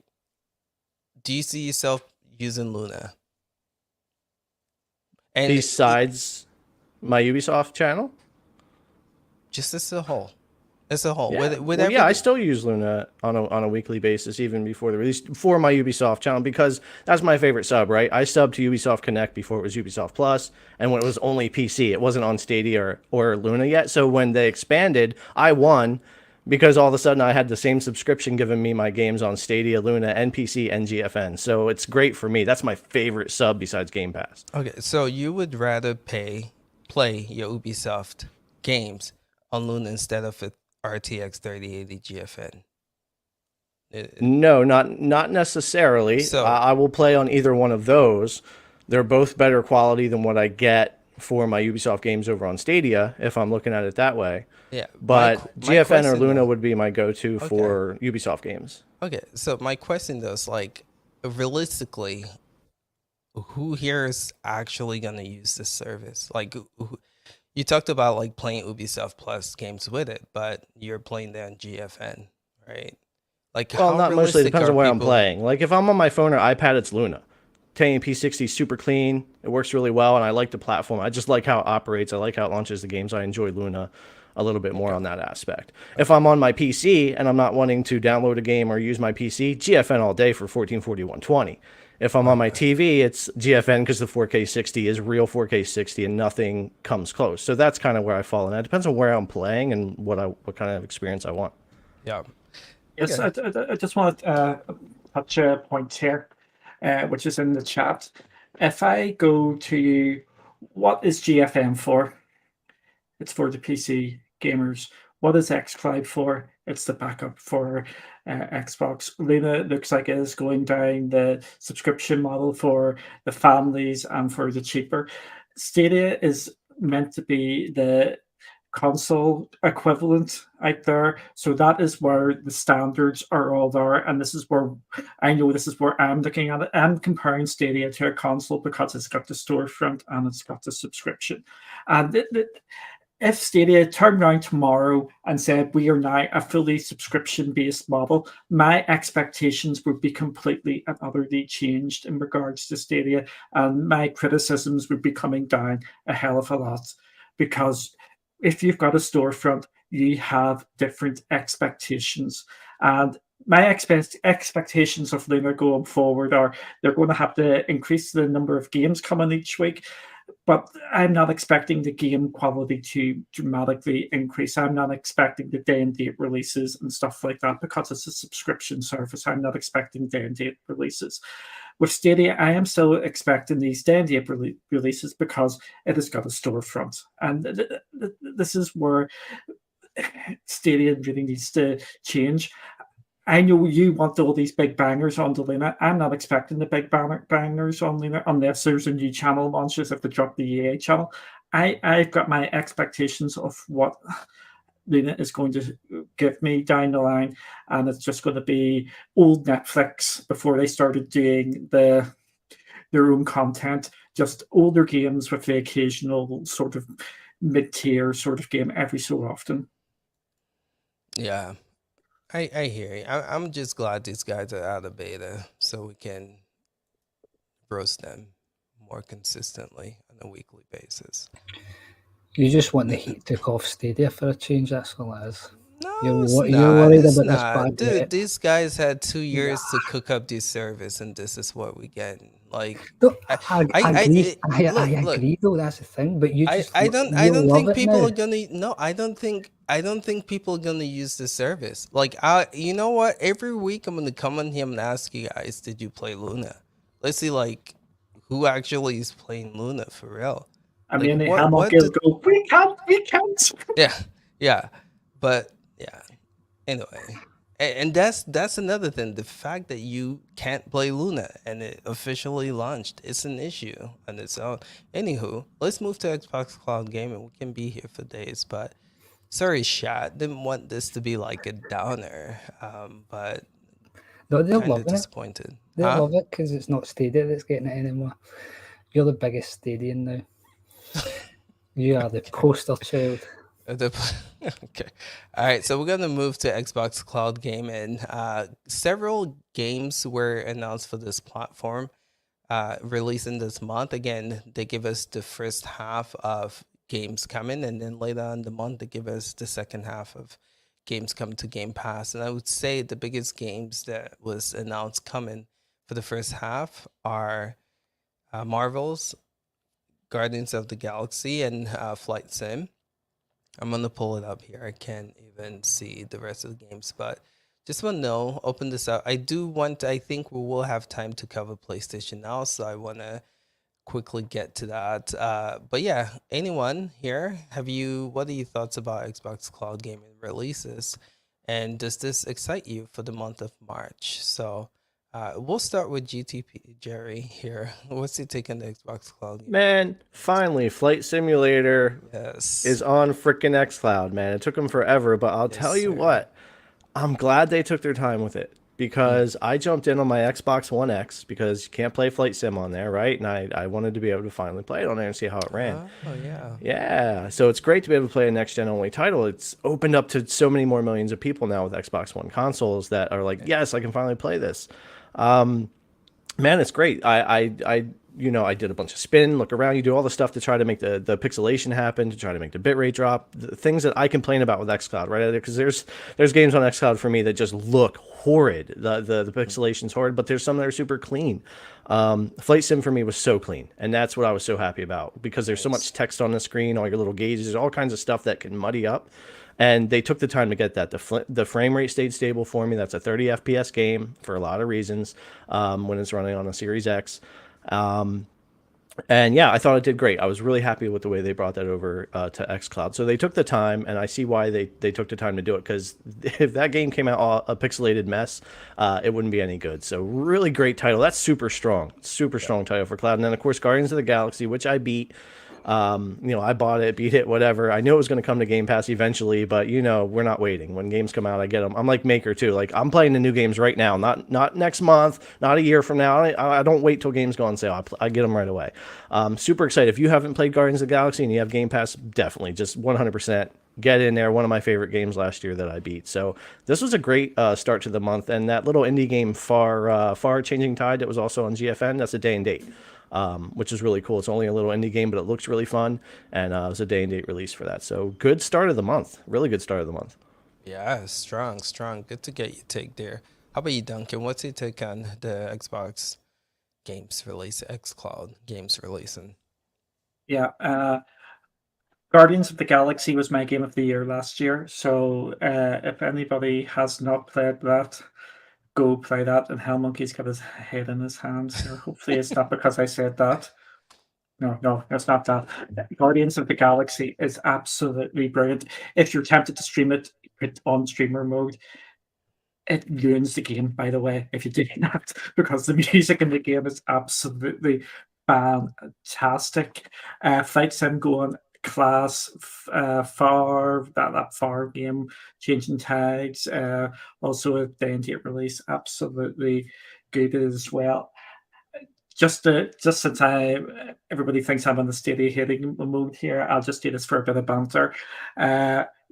We're not even talking about Young Souls, which was a Stadia exclusive.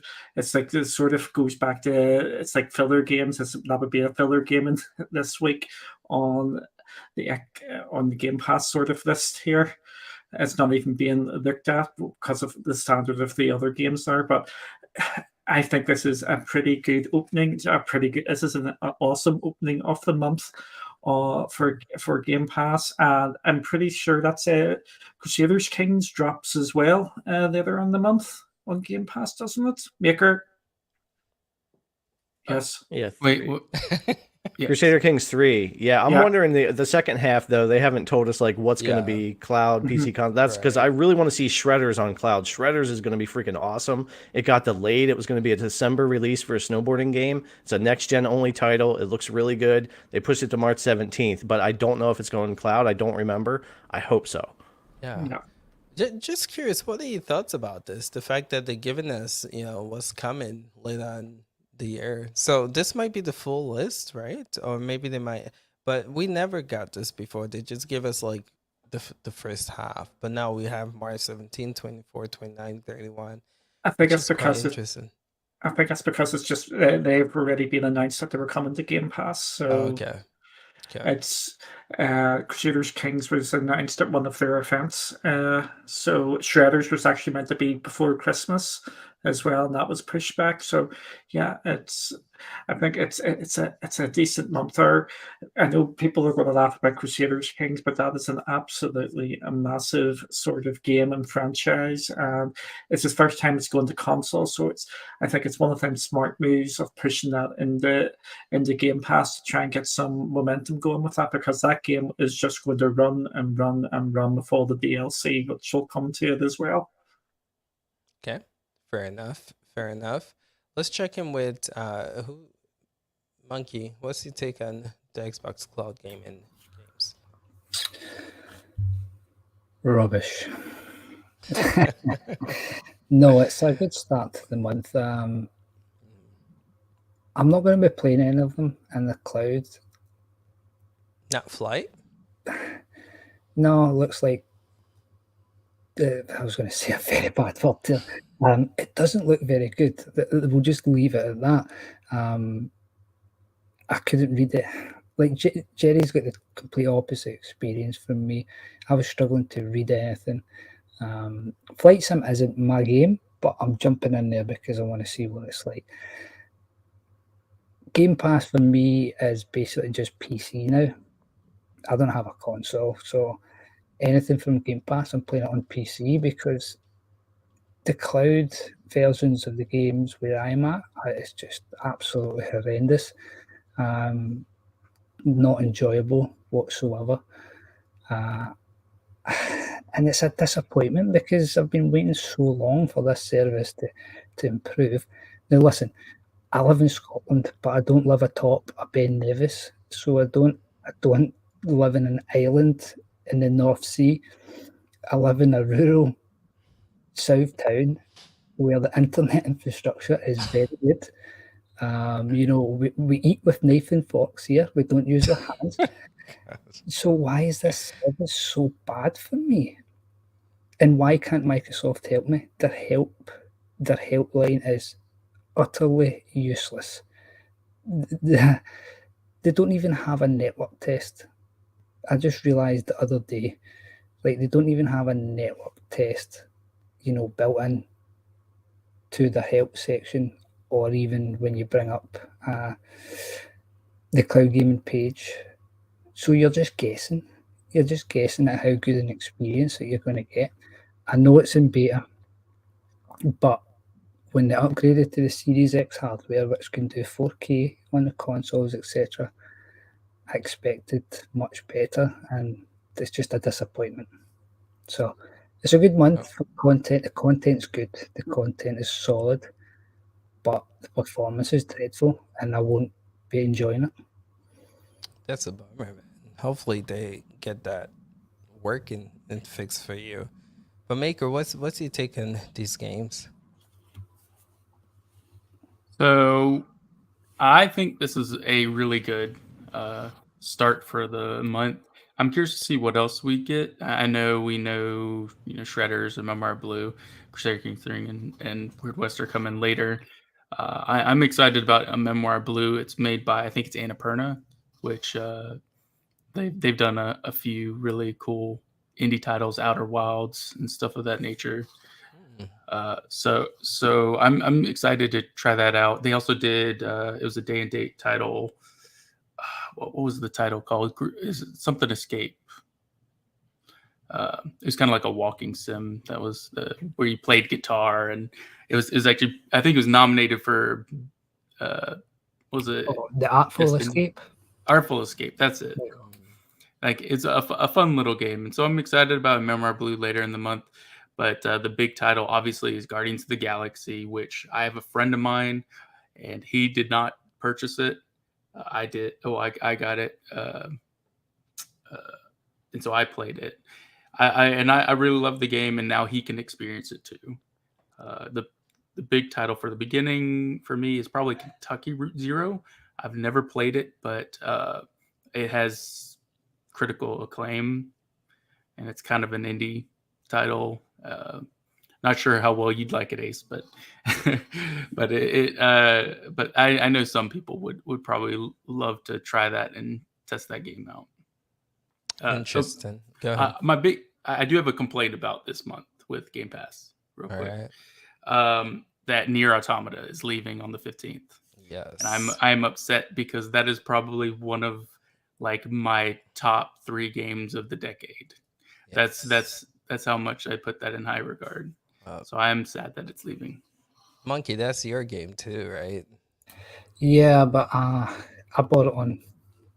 I bought the Game of the Yorha edition last year to play through it again. I've only just started that because I played the original. Maker's absolutely spot on. I think it's one of the best games ever made that I've experienced anyway.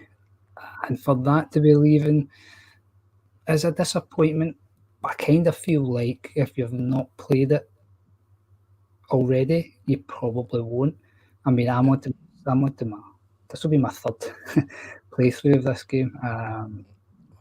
So, you know, I beat it three times. So yeah, I know the feel. Yeah, it's a special moment.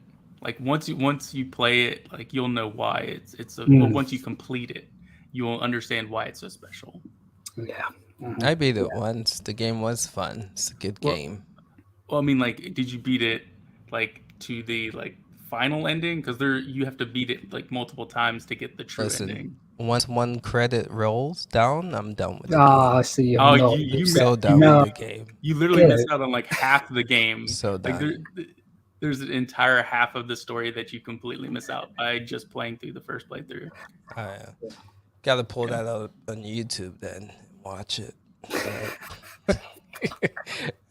Once credit is done, I'm done. But this was a good list. Again, I think you guys have covered most of it. Flight and Guardians, stands out. Can't wait to see what comes second half for sure. But yeah, Xbox is doing good stuff with the releases. Can't wait for them to get out of beta too, so we can roast them fairly as well. But yeah, let's move on to PlayStation, man. There's a lot of rumors here with this being something that we can see releasing soon. People are predicting this month we might see Spartacus, man. So exciting stuff. But let me share my screen with you guys and give you guys quick info as to kind of what's going on with this service right now. 1 second. Okay. So you can see here, so there's going to be 3 different tiers from what this Jeff Grubb dude is talking, saying. And this guy leaked this. And there's another article stating that some PlayStation Plus members are now seeing like a merge with their accounts with PlayStation Now, something like that. That just happened last week. So which kind of relates to this. So this is sounding more true than not. All right. So there's going to be 3 tiers. It's going to be a PlayStation Essential tier, which is $10. People are saying this is like what PlayStation Plus is right now. There's going to be a PlayStation Extra, it's called tier, and this will give you downloadable games that are currently available on PlayStation Now. I don't see the point of this, but there you go. And then there's going to be one called PlayStation Plus Premium. It's going to be $16. And this is going to be the only tier to offer streaming, cloud streaming. And so it's going to have your classic games, and then it's going to have your game trials, which people are speculating with game trials you'd be able to demo AAA games before you buy it. But as far as like it having like a Game Pass approach to where Sony's going to throw the first party games same day release in this platform, it's not looking like the case. But just want to throw this out. Anyone hop on for the sake of time and just let the people know what your thoughts are in this. I can't wait to pay more money for what? It's actually not, because I'm thinking this is, if you look at the PS Plus Essentials, that's PS Plus, right? $10 a month is what we pay now. $59.99 a year if you buy the full year, or $10 a month if you pay monthly. Yeah, but So that would offer the same service as it does now. Yeah, but to get the streamed games like what we get for PlayStation Now, which is $8.99 for me, I then have to pay the $16 to get that.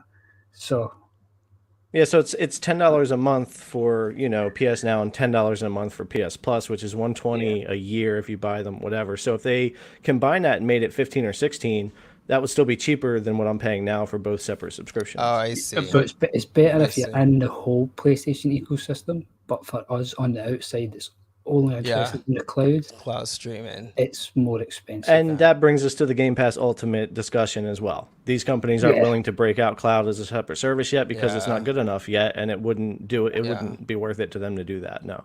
Yeah. But eventually, Xbox and PlayStation will have a full separate cloud-only tier, but neither one of them are anywhere near ready quality and content-wise to really kind of push that out. So I see why they're doing it this way, but this would be very Game Pass-esque, and this would actually save me money personally because I do have the 2 subs with the PS5 and the PC and all that. So it would be really, really cool in the long run for a lot of gamers. I think this would actually save them the money in the long run. But for the people who never cared about PS Now and only want PS Plus, they're not going to raise that price. That service will basically still be there for the same cost. So they're not going to make anybody mad, but they're also going to, bring things over and I think offer more value. But yeah, if you're looking to say, I just wanted PS Now for my PC, right? You're just the cloud gamer trying to do that. It is going to put you more in that Game Pass model and change things up. But for the rest of the consumers, it's actually going to be a savings. Yeah.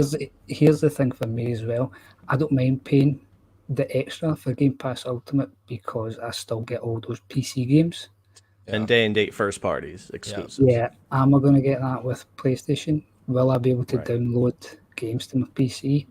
I don't think so. So for me, no, Microsoft has done years of work to make that happen. PlayStation's nowhere near having that amount of ports ready to say, here, you could download a PC version. That's going to take forever. Yeah, I wanted to mention, like, the Xbox app on the PC is garbage. Let's be real. It just now in the blog post for the Game Pass games, they announced that you can now modify or you can add mods to the games finally. And Yeah, you have separate folders now, so you can access the data file. Finally, we can install. Yeah, Finally. I know. We can finally install where we want and access the frickin' files. And how long has it been? God, it's just and for PlayStation to launch an app and roll it out, that's to me that's unfathomable at this point. Yeah. Okay. So again, guys, this from what rumors are saying, this should be announced here pretty soon. They're thinking this month. So again, we have the Google Stadia dev. We have this potentially happen. We have Luna come. I mean, there's a lot. I don't think movement. Shadow Warrior 3, by the way, was a coincidence because there's just too much hype about this new subscription, and that was the first in history day and date PS Now title that I'm aware of. You could download it or stream it. So I don't know. I looking at all of it could be a coincidence, but I kind of don't think so, which means we could see a lot more day and date, at least third party, right? Yeah. We did. There was a PlayStation Now game which was day and date, but it was a lower tier sort of one. But since I've just jumped in here, I'll go very quick. I see no difference in this. It's just combining the two. I am not. We'll have to suck it and see when it actually gets formally announced. But I don't really see anything really changing. Yeah, I don't think you see the announcement of the upgrades in this, which is what everyone's waiting for, PS5 versions of games. And unfortunately, I don't think you'll see that just yet, as to where we do have the Series X versions of games. But arguably, sometimes PS Now does stream a little better. So True. All right, Phil, anyone else for this PlayStation Spartacus news?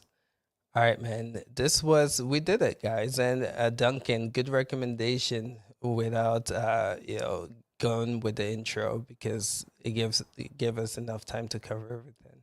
But yeah, just want to give members a chance to plug the channel, let people know what they do and where you can find them. So to get started, Duncan, go for it. Catch me in the naughty corner. Friday with Games, YouTube.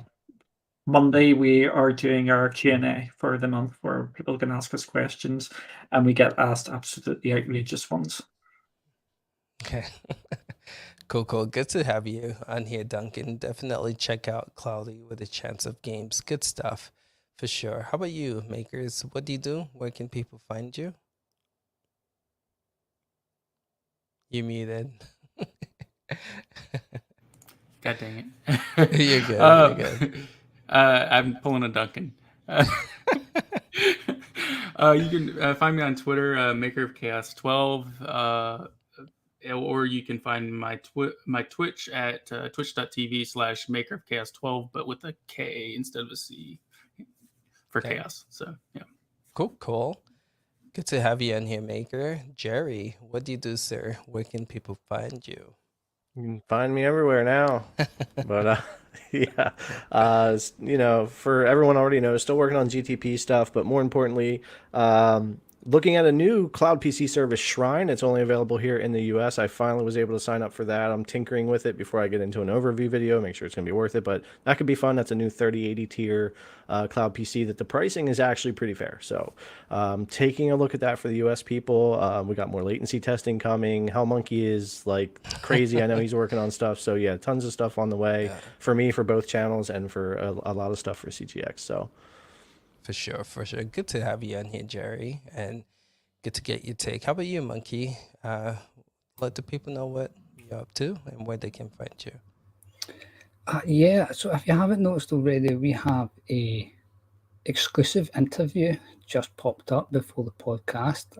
I got to sit down with a very interesting man by the name of Lionel, who works for a company called GameStream. Probably never heard of them, but they're a business-to-business cloud gaming solution. And it was a really eye-opening and insightful conversation that I had with them.